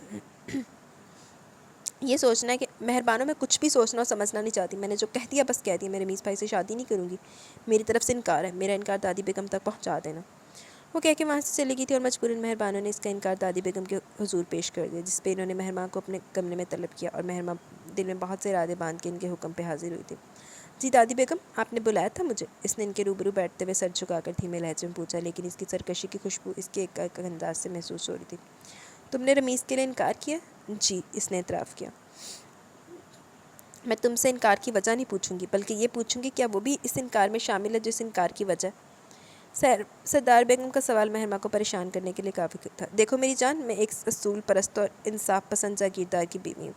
آج سے بہت سال پہلے راشدہ نے قدیر کو پسند کیا اور مجھ سے چھپایا، لیکن جب بات شادی پر آئی تو اسے اپنا راز کھولنا پڑا. اس نے چودھری امتیاز کے رشتے سے انکار کیا، لیکن میں نے انکار کی وجہ نہیں پوچھی تھی، بلکہ صرف اتنا کہا تھا کہ جس کے ساتھ رخصت ہونا چاہتی اسے اپنے ساتھ لے. وہ آ کر تمہارا ہاتھ مجھ سے مانگ لے. اس نے قدیر سے رابطہ کیا. وہ اپنے ماں باپ کے ساتھ حاضر ہو گئے. انہوں نے ہاتھ مانگا. میں نے بیٹی کو دھوم دھام سے اس کے ساتھ رخصت کر دیا، کیونکہ مجھے پتا تھا کہ میں اگر انکار یا اختلاف کروں گی بھی تو کوئی فائدہ نہیں ہوگا، بلکہ الٹا مجھے ساری زندگی اس کی طرف سے دھڑکا لگا رہے گا. اس لیے میں نے وہ دھڑکا ہی ختم کر دیا، عزت اور شرافت کے ساتھ. وہ بات کرتے کرتے لمحہ بھر کو گویا سانس لینے کو رکی. اور آج اتنے سالوں بعد میری پوتی نے بھی وہی انکار کیا. اس لیے میں آج بھی انکار کی وجہ نہیں پوچھوں گی، بلکہ یہی کہوں گی کہ جس کے ساتھ رخصت ہونا چاہتی ہوں اسے اپنے ساتھ لے اور وہ آ کر تمہارا ہاتھ مجھ سے مانگ لے. سردار بیگم نے سپاٹ سے انداز میں کہہ کر بات ہی ختم کر ڈالی. مہرما ہکا بکا سی دیکھتی رہ گئی. لیکن دادی بیگم، میں کیسے؟ میں نے کہا نا، تم میرے سامنے اس گاؤں کے کسی کمی کو بھی لے آؤ گی تو میں تمہاری شادی اس کے ساتھ کر دوں گی، کیونکہ اس حویلی نے کبھی کسی کے قدموں میں قید کی زنجیریں نہیں ڈالی. انہوں نے فیصلہ سنا دیا. مہرما ششتر سی بیٹھی رہ گئی. چلو، وہ آ ہی نہ جاوے. رجائی رجائی رجائی. مہرما خود پر ضبط کرتی رجائی کو پکارے جاتی. جی ماہی بی بی. وہ تیری سے سینیاں اترتی سامنے آئی تھی. داد بخش کہاں ہے؟ اس کے لہجے میں کچھ ایسا ضرور تھا کہ رجائی چونک گئی. میں تم سے پوچھ رہی ہوں رجائی. وہ چیخ کر بولی. جی وہ تو کل سے ڈیرے پہ. کب آئے گا؟ جی آج تو نہیں آئے گا، زمینوں پہ کام ہو رہا ہے. تو پھر اجو سے کہو گاڑی نکالے. رضائی اجو کو گاڑی نکالنے کا پیغام پہنچانے چلی گئی. ماہی یہ کیا کر رہی ہو؟ مہربانو اس کے پیچھے آئی تھی. ڈوبنے سے پہلے بچاؤ کے لیے ہاتھ پاؤں مار رہی ہوں. وہ آنکھوں کے نم گوشے رگڑتے ہوئے بولی. اسے آزمائش میں مت ڈالو ماہی. اسے آزمائش میں نہ ڈالا تو میں نہ آر لگوں گی نہ پار. اس نے سختی سے جواب دیا. جی ماہی بی بی، گاڑی تیار ہے. رجائی واپس آتے ہوئے بولی. چلو میرے ساتھ. رجائی کو اشارہ کرتے آگے بڑھ گئی. گاڑی کی سپیڈ تیز رکھو. اس نے اجو کو ہدایت دی. اس نے فوراً حکم کی تعمیل کی تھی. گاڑی کے رخ ڈیرے کی طرف تھا. چلو دیکھنے کی چانے چڑھتا ہوں. اب آج مارچ کے دن تھے. موسم بہت خوبصورت ہو رہا تھا، لیکن وہ بہت بے چین تھا. دل میں کہیں ایک دھڑکا سا تھا کہ پتہ نہیں کیا کرے گی. اتنی آسانی سے تو ہار ماننے والی نہیں تھی، لیکن اس نے ایک بار بھی یہ نہیں سوچا کہ مہرما اس کے پیچھے ڈیرے تک بھی پہنچ جائے گی. ان کے بڑے سے وسیع اور اس ڈیرے کے ہاتھے میں برگد کا بڑا سا درخت لگا ہوا تھا، جس کی چھاؤں ڈیرے کے پورے صحن میں پھیلی ہوئی تھی، اور اسی چھاؤں کے نیچے داد بخش چارپائی پوندھا لیٹا نہ جانے کن سوچوں میں گم تھا کہ ڈیرے کے اندر آ کر رکنے والی گاڑی کے انجن بند ہونے کی آواز پر ایک دم سر اٹھا کر دیکھا. سردار بیگم کی گاڑی! اسے اچنبھا ہوا. وہ ایک چھٹکے سے سیدھا ہو کر اٹھ بیٹھا. گاڑی سے رجائی کی شکل نمودار ہوئی. اس کے بعد مہرما نیچے اتری. مہرما بی بی. داد بخش کی آنکھیں پھیل گئی. اس کے کانوں میں خطرے کا الارم بجا تھا. تم لوگ جاؤ، مجھے داد بخش سے کچھ بات کرنی ہے. اس نے ہاتھ کے اشارے سے اجو اور رجائی کے سمیت وہاں موجود تمام ملازموں کو ڈیرے کے ہاتھے سے چلے جانے کا کہا. جی بی بی. وہ لوگ سر جھکا کر باہر نکل گئے. مہرما مضبوط قدم اٹھاتی اس کے سامنے آ رکی. میں تمہیں لینے آئی ہوں، میرے ساتھ حویلی چلو. وہ داد بخش کی آنکھوں میں دیکھتے بولی، لیکن داد بخش نظر چرا گیا. کیوں؟ میرا ہاتھ مانگ لیں. میری آپ کے ساتھ شادی نہیں ہو سکتی. کیوں نہیں ہو سکتی داد بخش؟ کیونکہ میں کرنا ہی نہیں چاہتا. اس نے صاف صاف کہہ دیا. داد بخش تم کس کو دھوکہ دے رہے ہو، مجھ کو یا پھر اپنے آپ کو؟ مہرما نے اسے گریبان سے پکڑ لیا. مہرما بی بی، دھوکہ تو آپ دے رہی ہیں، وہ بھی صرف اپنے آپ کو. اس نے تلخی سے کہا. تم مجھ سے نظر ملا کے بات کیوں نہیں کرتے؟ وہ اس کا گریبان جھنجھوڑ کر بولی. میں گستاخ ہونے سے ڈرتا ہوں. تم بزدل ہو، حقیقت کے سامنے آنے سے ڈرتے ہو. آپ چلی جائیں بی بی. یک طرفہ سلسلے پائیدار نہیں ہوتے. اس نے ضبط کرتے ہوئے رخ موڑا. یک طرفہ؟ میری طرف دیکھ کر کہو داد بخش کہ مہرما ولی محمد کے تمام سلسلے یک طرف ہیں. اس نے اس کے گریبان کو چھٹکا دیا. چند ثانیے داد بخش چپ رہا. پھر اس نے جھکی نظر اٹھائی. نین پیالے چھلکنے کو بےتاب تھے. ہاں مہرما بی بی، آپ کے سارے سلسلے یک طرف ہیں. آپ اس سفر میں تنہا اور تنہائی کا سفر بہت جلد تھکا دیتا. داد بخش، کیا تمہارے دل میں میرے لیے کچھ بھی نہیں ہے؟ وہ بے بسی سے بولی. نہیں. اس نے مہرما کی آنکھوں میں دیکھ کر کہا اور مہرما ساکت ہو گئی. داد! وہ زیر لب پکار کے رہ گئی. معافی چاہتا ہوں مہرما بی بی. داد بخش نے اس کے سامنے دونوں ہاتھ جوڑ دیے اور مہرما اسے اور اس کے جڑے ہوئے ہاتھ کو دیکھتی نیچے بیٹھتی چلی گئی. داد بخش مزید نہ دیکھ سکا اور پلٹ کر دوسری طرف چلا گیا. برگد کے درخت پہ بیٹھی کوئل بڑی سریلی آواز میں روئی تھی. اس کی کوک بہت دور تک جا رہی تھی، لیکن مہرما کے دل کی کوک اس کے دل کی دیواروں تک ہی ٹکراتی رہ گئی. دو نین تیرے دو نین میرے، جدوں پیار ہویا بن چار گئے. اے آپو آپ اپنی قسمت سی، دو جیت گئے دو ہار گئے۔ مہرماں نے اپنی ہچکیوں کو دباتے ہوئے سر سیٹ کی بیک سے ٹکا دیا، لیکن رخساروں پہ بہنے والے آنسو نہیں رکے تھے۔ بری ہوئی بیچاری کے ساتھ، لیکن وہ بھی اپنی جگہ تے رائٹ ہے۔ رمیز اور مہرماں کی منگنی کے بعد راشدہ بیگم نے شادی کے لیے بھی جلدی مچا دی، لیکن سردار بیگم پہلے مہربانوں کی شادی کرنا چاہتی تھی، اس لیے انہوں نے کوئی حامی نہیں بھری۔ لیکن دوسرے ہی روز ساجدہ بیگم بھی لپک چھپک حویلی آن پہنچی۔ وہ بھی اپنی بہو کو رخصت کرانے کی خواہش مند تھی، اور سردار بیگم کو بھلا کیا چاہیے تھا، ایک ساتھ دو شادیوں کے ہنگامے جاگ اٹھے۔ بھاگ دوڑ زیادہ داد بخشی کر رہا تھا، ہر کام اس کے ذمہ تھا۔ فرنیچر والوں کو آرڈر دینے کے بعد انویٹیشن کارڈز کا ڈیزائن پسند کرنے کے لیے حویلی آ گیا تھا، اور اس کے بعد جیولر کے پاس بھی جانا تھا۔ کپڑوں جوتوں کی خریداری کا کام تو عورتوں کو خود ہی کرنا تھا، اس لیے بڑے بڑے اور بھاری بھاری کام داد بخش کے ذمے تھے۔ اس وقت بھی وہ شادی کارڈ لے کر نکل رہا تھا، جب اپنے دھیان میں کسی سے ٹکراتے بتا تھا، داد بخش۔ وہ اپنے نام پر ٹھٹکا۔ شامیر۔ داد بخش بھی اسے پہچان چکا تھا، پھر دونوں ایک دم ایک دوسرے سے بغل گرے ہوئے۔ تم کب آئے آسٹریلیا سے؟ داد بخش خوشگوار حیرت سے پوچھ رہا تھا۔ مجھے یہاں ہوئے تقریباً مہینہ ہو گیا، تم سے رابطہ کرنے کی کوشش کی، لیکن میں نے شاید نمبر ہی چینج کر لیا۔ تم ملک چینج کر سکتے ہو تو کیا ہم نمبر چینج نہیں کر سکتے؟ داد بخش کو آج اپنے بھولے بچھڑے دوست سے مل کر بہت خوشی ہو رہی تھی۔ کر سکتے ہو جناب، کر سکتے ہو، لیکن ساتھ ساتھ یہ بھی بتا دو کہ اور کیا چینج کیا ہے ان 4 سالوں میں۔ شامیر کا انداز زومانی تھا۔ نمبر کے سوا کچھ بھی چینج نہیں کیا ہمارا یار، اتنی اوقات ہی نہیں۔ داد بخش استہزائیہ ہنسا۔ بس رہنے دے اپنی اوقات کو، مجھ سے پوچھو یا اپنی اوقات مجھ سے پوچھ یا پھر سردار بیگم سے پوچھنے کی کیا ضرورت ہے، میں خود ہی جانتا ہوں۔ لیکن تم شادی کارڈ شاپ میں کیا کر رہے ہو؟ کہیں تم شادی تو نہیں کرے؟ شامیر نے اندازہ لگایا۔ داد بخش بے ساختہ ہنستی ہے۔ وہ دراصل سردار بیگم کی بڑی دونوں پوتیوں کی شادی ہے، اس لیے سب کام مجھے کرنا پڑے۔ چلو یار کہیں بیٹھ کے بات کرتے ہیں، اس وقت جلدی میں پھر ملیں گے۔ پھر وہ ایک دوسرے سے نمبروں کا تبادلہ کرتے ہوئے چلے گئے۔ اس نے بھی ایم بی اے کیا تھا، وہ یونیورسٹی میں اس کا کلاس فیلو تھا۔ وہ گہری نیند سو رہی تھی جب اس کے موبائل پہ رنگ ہونے لگی۔ چند سیکنڈ سے سمجھ میں نہیں آیا، پھر موبائل کی طرف دھیان گیا۔ ہیلو ماہی میری جان، کیسی ہو؟ دوسری طرف رمیز کی آواز تھی، خمار الودر بوجھل سے۔ آپ؟ مہرماں کے سوئے ہوئے احساسات بیدار ہو گئے۔ ہاں میں ہی ہوں رمیز، تمہارے انتظار، تمہاری طلب میں پاگل، ایک ایک لمحہ گن کے گزارنے والا۔ رمیز کے ایک ایک لفظ سے بےتابی اور بے قراری چھلک رہی تھی۔ یہ آپ کس لہجے میں بات کریں؟ اس کی طرز گفتگو پہ اس کے ماتھے پر بل پڑے۔ تو میں جب تنہائیوں میں سوچتا ہوں، میرا لہجہ میری آواز ایسے ہو جاتے ہیں۔ پلیز رمیز بھائی، control yourself and mind your language, اس نے جواباً سختی سے کہا تھا۔ یار اب کنٹرول ہی تو نہیں ہو رہا، پتہ نہیں یہ 22 دن کیسے گزریں گے۔ رمیز پھر بھی باز نہیں ہے۔ 22 دن کیسے گزریں گے میں یہ تو نہیں جانتی، لیکن میں اتنا ضرور کہہ سکتی ہوں کہ آپ نے اگر مجھ سے بات کرنی تو 22 دن بعد فون کیجیے گا۔ اس نے کہہ کر فون آف کر دیا، پھر تکیہ چہرے پر رکھ کر سونے کے لیے لیٹ کی، لیکن دوسری طرف رمیز بھڑک رہا تھا۔ اس نے جب کچھ بھی ذہن میں نہ آیا تو داد بخش کا نمبر ڈائل کیا۔ وہ دن بھر کا تھکا ہوا تھا، اس لیے آج عشاء کی نماز پڑھنے کے فوراً بعد ہی سو گیا۔ موبائل کے متواتر بجنے پر بڑھا کر بیدار ہوا، پھر اسکرین پر رمیز کا نمبر دیکھ کر چونک گیا۔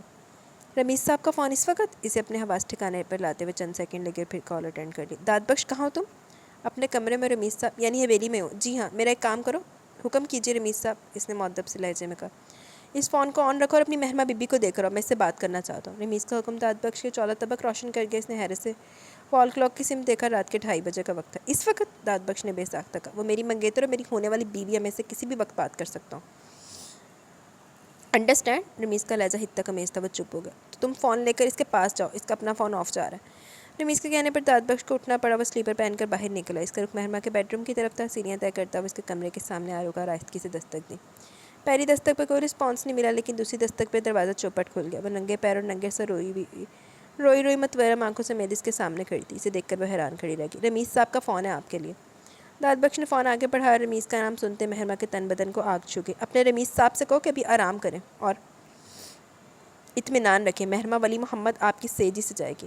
وہ داد بخش کو براہ راست دیکھتے ہوئے اتنی اونچی آواز میں بولی کہ رمیز نے بھی بآسانی سنا تھا۔ اسے کہو کہ ایک بار میرا فون سنیں، اس نے داد بخش سے کہا۔ وہ ایک بار آپ سے بات کرنا۔ ابھی الفاظ داد بخش کے منہ میں تھے کہ مہرماں نے اس کے ہاتھ سے موبائل چھینا، پوری قوت سے زمین پر دے مارا۔ موبائل ٹکڑوں میں بدل گیا، اس کے کئی ٹکڑے سیڑھیوں سے نیچے بھی گرے۔ چلے جاؤ یہاں سے ورنہ تمہارا سر بھی پھاڑ دوں گی۔ چل جا کے ہوں تینوں 2:30 بجے جا کے حکم پورے کرنے سی تے فون بھی تڑبا کے بہ گیا، ہن آرام ہے۔ وہ ایک دم چلائی روتے ہوئے دھڑام سے دروازہ بند کر لیا، جبکہ داد بخش رات کے اس پہر ایسا ہنگامہ دیکھ کر خاموش رہ گیا۔ مہر نگار؟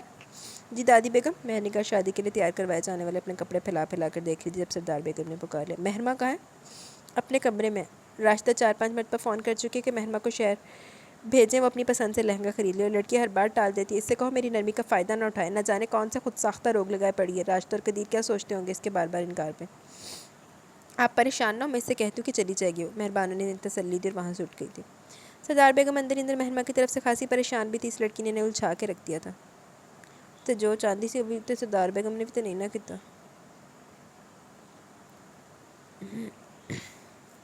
آج شامیر نے سے اپنے گھر بلایا اور اس کے سامنے ایک پرکشش آفر رکھی۔ داد بخش اتنے لمحے حیرانی کے عالم میں شامیر کو دیکھتے رہ گئے۔ کیا بات ہے، ایسے کیوں دیکھ رہے ہو؟ شامیر نے تعجب سے دیکھا۔ تم یہ آفر کس بنیاد پر دے رہے ہو؟ ہمیں ملے ہوئے ابھی دن ہی کتنے ہوئے؟ کیا مطلب داد بخش؟ ایک دوست ہونے کے ناطے اگر میں تمہیں بزنس میں شمولیت کے آفر کروں تو اس میں کیا بری بات ہے؟ پیسہ میں لگاؤں گا، کام تم کرو گے، بس اتنی سی بات ہے۔ شامیر نے کندھے اچکائے۔ لیکن میرے پاس تو اتنا پیسہ نہیں کہ میں کسی بزنس میں شراکت اختیار کروں۔ داد بخش نے حقیقت بتائی۔ یار میں کب کہہ رہا ہوں کہ تم پیسہ لگاؤ، میں تو بس اتنا کہہ رہا ہوں کہ تم کام کرو، پیسہ میں لگاؤں گا۔ یار نکلو اس حویلی سے، اپنے فیوچر کا کچھ سوچو، اپنے بیوی بچوں کا کچھ سوچو۔ شادی ہوگی تو کیا دو گے انہیں؟ کیا سردار بیگم بھی بوجھ اٹھائیں گی؟ شامیر نے اسے فیصلے پر اکسایا۔ نہیں شامیر، یہ تو میرا بھی اپنے آپ سے عہد ہے کہ جب تک خود کچھ نہ کروں شادی نہیں کروں گا۔ داد بخش کا لہجہ مضبوط ہے۔ تو پھر کرو، دیر کس بات کی؟ اور داد بخش سوچنے کا وقت لے کر وہاں سے اٹھ گیا تھا۔ وہ سردار بیگم کو نہیں چھوڑ سکتا تھا، لیکن ساری زندگی ان پر انحصار بھی نہیں کر سکتا تھا۔ ہاں اگر دونوں کام ایک ساتھ ایڈجسٹ ہو جاتے تو پھر اچھا تھا۔ وہ اپنے کام کرنے کی خواہش بھی پوری کر لیتا اور سردار بیگم کی ذمہ داریاں بھی۔ اس وقت اس کے ذہن میں یہی کچھ چل رہا تھا۔ وہ حویلی پہنچا تب بھی سوچ میں گم تھا۔ داد بخش ادھر آؤ، حاجہ بیگم نے اونچی آواز میں پکارا۔ جی بیگم صاحبہ۔ وہ فوراً قریب آیا۔ اجو سے کہو گاڑی نکالے، میں نے اور مہربان نے شہر جانا ہے۔ اجو تو نہیں ہے، اس کو لائٹنگ والوں کی طرف بھیجا۔ او ہم نے تو راشدہ بھابی کو ٹائم دے رکھا ہے۔ حاجہ بیگم پریشان ہوگی۔ تو اس میں پریشانی کی کیا بات ہے؟ داد بخش سے چلی جاؤ تم دونوں۔ سردار بیگم اندر داخل ہوئی۔ مہرما صوفے پر چپ بیٹھی تھی۔ جاؤ داد بخش گاڑی نکالو۔ انہوں نے پوتی کا سر تھپکتے ہوئے داد بخش کو حکم دیا۔ گاڑی سٹارٹ کرتے ہوئے داد بخش کی نظر بے ساختہ بیک ویو مرر کی طرف گئی۔ مہرما کی نظریں جھکی ہوئی تھی۔ وہ پہلے جب بھی اس کی گاڑی میں بیٹھتی تھی اپنی نظروں کو بیک ویو مرر پر ہی فوکس کیے رکھتی، لیکن آج اس کی نظر کی بے رخی بہت بڑی تبدیلی کا ثبوت تھی۔ تو حال بھی بیاہ طے ہو گیا، حال بھی تیرے تے نظر رکھے، حد ہو گئی۔ پتہ نہیں کیڑی اپنی حصے دی تسکین چاہ رہے ہیں تو۔ راشدہ بیگم انہی لوگوں کے انتظار میں بیٹھی تھی۔ راشدہ بیگم کے صرف 2 ہی بیٹے تھے، رمیز بڑا تھا اور سمیر چھوٹا۔ سمیر اسٹڈی کی غرض سے دوستوں کے ساتھ ہاسٹل میں رہتا تھا، جبکہ رمیز اتنے سالوں سے ابھی تک یونیورسٹی سے چپکا ہوا تھا۔ دراصل وہ کافی رنگین مزاج لڑکا تھا، رنگوں اور خوشبوؤں میں رہنے والا۔ یونیورسٹی سے نکلنے کو دل ہی نہیں چاہتا اور آئندہ اس کے بزنس وغیرہ کے بھی کوئی آثار نہیں نظر آتے، کیونکہ اسے کام کرنے سے کوئی دلچسپی نہیں تھی، اسے بس پکی پکائی چاہیے تھی، اور راشدہ بیگم اسے وہ دے رہی تھی۔ لیکن اس نے مہرما کی پسندیدگی کی صنعت بخش کر راشدہ بیگم کی سوچوں کو ایک نیا رخ دے دیا۔ مہربانوں بیاہ کر دوسری حویلی جانے والی تھی۔ مہرگار اور وارث کافی چھوٹے تھے، اور رہی مہربان تو اس کی بیوی بن کے ہمیشہ کے لیے اس کی دسترس میں آ جاتی۔ اس طرح وہ حویلی کا سرپرست بھی بن سکتا تھا، کیونکہ حویلی میں ایک اس کی نانی بیگم تھی اور ایک پھپھی بیگم۔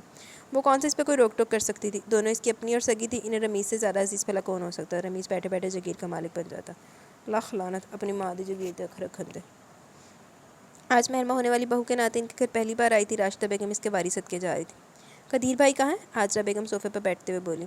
وہ اسلام آباد گئے ہیں کسی کام سے، کل آ جائیں گے۔ تم سناؤ میری جان، کیسی ہو؟ طبیعت تو ٹھیک ہے نا؟ اتنی سست کیوں ہو رہی ہو؟ راشدہ بیگم نے مہرما کو بازو کے حلقے میں لے کر اپنے کندھے سے لگایا۔ شادی کے دنوں میں لڑکی ایسی ہو جاتی ہے۔ حاجرہ بیگم نے مسکرا کر مہرما کو دیکھا۔ آج کل وہ بھی بڑی خوش نظر آ رہی تھی کہ چلو اس حویلی اور جاگیر میں میرے بھتیجے کا بھی کوئی حصہ ہو ہی گیا نا۔ مارکیٹ کب چلنا ہے؟ حاجرہ بیگم نے ٹائم دیکھا، 3 بج رہے تھے۔ وہ میں نے جس بوتیک سے مہرما کا لہنگا تیار کروانا ہے، اس کی ڈیزائنر 4 بجے آتی ہے۔ او ارے وہ داد بخش کہاں ہے؟ راشدہ بیگم نے یاد آنے پر پوچھا۔ باہر گاڑی میں ہوگا۔ ارے نہیں، وہ باہر کیوں ہے؟ بلائیں اس کو۔ اماں بیگم کو پتہ چلا تو غصہ کریں گی۔ راشدہ بیگم خود ہی سے بلانے کے لیے کھڑی ہوگی۔ رہنے دو، اب ہمارے درمیان کہاں گھس کے بیٹھے گا؟ اماں بیگم تو اپنے ہر ملازم کو سر چڑھا رکھا، اور یہ تو ان کا چہیتا ہے آخر۔ حاجرہ بیگم ناگواری سے بولی۔ مہرما نے اتنے عرصے میں پہلی بار آنکھیں اٹھا کر حاجرہ بیگم کو دیکھا۔ اس کی نظروں میں کاٹ تھی، لیکن اپنی بیزاری کو افت کے اظہار میں مگن حاجرہ بیگم اس کی نظروں کی کاٹ محسوس نہیں کر سکی۔ یہ تو آپ ٹھیک کہہ رہی ہیں، لیکن اماں بیگم کی وجہ سے ہر وقت نبھانا ہی پڑتی ہے۔ راشدہ بیگم کہہ کر باہر چلی گئی، لیکن وہاں جا کر پتہ چلا کہ داد بخش ان کے چوکیدار کے کوارٹر میں نماز پڑھنے گیا۔ وہ چپ چاپ واپس لوٹ آئے۔ وہ ظہر کی نماز ادا کرے، شاید سفر کے دوران قضا ہو گئی تھی۔ ان کا لہجہ دھیما تھا، جبکہ حاجرہ بیگم پہلو بدل کر رہ گئی۔ بڑا نیک اور پاک کردار بنتا ہے۔ انہوں نے اس کی بارت پر طنز کرنے سے بھی گریز نہیں کیا۔ ادھا دیا انہوں نے لان خود ہی لعنت ہی ہے ویسے۔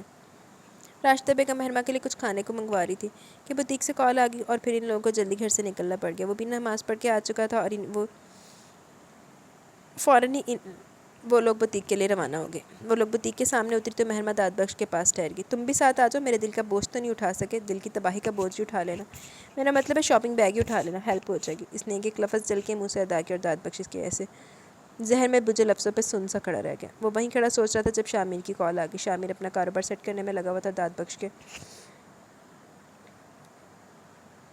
شادی سے فارغ ہونے کا انتظار کرتا۔ وہ شامر سے بات کرتے ہوئے بوتیک سے باہر سیڑھیوں پر آ کھڑا ہوا، لیکن شامر اس کی غائب دماغ فوراً نوٹ کر گیا تھا۔ رات کے 11 بجے کا وقت تھا جب وہ لوگ شاپنگ سے فارغ ہوئے اور واپس راشدہ بیگم کے گھر آتے ہوئے انہیں 12 بج گئے۔ سردار بیگم شام سے اب تک انہیں کئی بار فون کھڑکا چکی تھی۔ اماں بیگم کیا بات ہے، آپ اتنی پریشان کیوں ہو رہی ہیں؟ کیا حاجرہ بھابھی اور مہرمہ کسی غیر کے گھر آئی ہیں؟ راشدہ بیگم نے تھک کر صوفے پر بیٹھتے ہوئے پوچھا۔ غیر کی بات نہیں ہے راشدہ، دراصل مہرمہ مائیوں کی دلہن ہے۔ کل شام اس نے مائیوں بیٹھنا اور وہ گھر سے باہر گھوم رہی ہے۔ ہمارے ہاں ایسا نہیں ہوتا۔ جب شادی کی تاریخ طے ہو جاتی ہے تو دلہن گھر سے باہر نہیں نکلتی، بدشگونی ہوتی ہے۔ یہ تو میں نے تمہاری اور قدیر کی وجہ سے اسے بھیج دیا۔ ارے نہیں اماں بیگم، کوئی بدشگونی نہیں ہوتی، یہ زمانے اور تھے ایسے وہم پالنے والے۔ آپ بے فکر ہیں، مہرمہ اپنے گھر میں، چند دن بعد بھی تو اس نے اسی گھر میں آنا نا۔ خیر چھوڑو، واپس کب آ رہی ہے؟ آج وہ واپس نہیں آئیں گی، 12 بجے کا ٹائم ہو رہا ہے اور ابھی مہرمہ کے لہنگے سے میچنگ زیور بھی لینا ہے، یہ اپنی جویلری پسند کر کے جائے گی۔ راشدہ بیگم کی بات پر سردار بیگم کو پریشانی لاحق ہوئی۔ لیکن راشدہ اماں بیگم، کیا آپ کو ہم پر اتنا بھی اعتبار نہیں؟ راشدہ بیگم نے افسوس کا اظہار کیا تو سردار بیگم چپ ہو گئی۔ داد بخش کو واپس بھیج دوں؟ نہیں، وہ بھی وہیں رہے گا، اس کے لیے بیڈ روم کھلواؤ، کافی تھک چکا ہوگا۔ انہوں نے فوراً روک دیا۔ اوکے، میں اس کے سونے کا انتظام کرواتی ہوں، آپ بھی سو جائیے۔ راشدہ بیگم نے فون بند کر دیا۔ پھر ملازمہ سے کہہ کر انہوں نے حاجرہ بیگم اور مہرمہ کے لیے بیڈ روم کھلوایا۔ داد بخش کے لیے تو گیسٹ روم کھولا تھا۔ مہرمہ کافی تھکی ہوئی بیزار ہو رہی تھی، وہ فوراً ہی سونے کے لیے چلے گی۔ وہ دونوں خواتین باتیں کرتی رہیں۔ رات کے 1 بجے قدیر ہمدانی کی اسلام آباد سے واپسی ہوئی تو ان کو اٹھنے کا خیال آیا۔ قدیر ہمدانی اپنی بہن کو دیکھ کر بہت خوش ہوئے، لیکن باتیں کرنے کے ارادہ کل صبح پر ٹال کے بیڈ روم میں چلے گئے۔ لیکن راشدہ بیگم پھر بھی بیڈ روم میں نہ گئی، وہ اکیلی لاؤنج میں بیٹھی ہوئی تھی۔ انہیں رمیز کا انتظار تھا تاکہ اس کا کسی سے سامنا نہ ہو، کیونکہ انہیں یقین تھا کہ اگر وہ اس وقت گھر واپس آئے تو اپنے حواسوں میں نہیں ہوگا۔ اور راشدہ بیگم کے خدشے کے عین مطابق وہ گھر میں داخل ہوا اور اس کے قدم لڑکھڑا تھے۔ اس کے دوست اسے گیٹ تک چھوڑ کے گئے تھے۔ لاکھ لعنت پر راشدہ تھے، ایدا دے چول تے خبیث انسان دے نال بھتیجی لے آ رہی، لیکن انہوں بھتیجی دا کوئی ہے نہیں، انہوں تو صرف جگیر دا۔ آپ جاگ رہی ہیں؟ رمیز کو انہیں اکیلے بیٹھے دیکھ کر حیرت ہوئی۔ ہاں، تمہارے انتظار میں۔ واؤ، میرے انتظار میں؟ مگر کیوں؟ رمیز سیڑھیوں کی ریلنگ تھام کے بمشکل کھڑا تھا۔ کیونکہ میں نہیں چاہتی کہ تمہیں اس حالت میں شادی سے پہلے حویلی کا کوئی بھی فرد دیکھے۔ وہ غصہ دباتے ہوئے بولی۔ حویلی کا فرد یہاں کیسے؟ اسے حیرانی ہوئی۔ حاجرہ بھابھی، مہرمہ اور داد بخش یہاں ہی ہیں، شاپنگ کرتے ہوئے لیٹ ہو گئے اس لیے میں نے روک لیا۔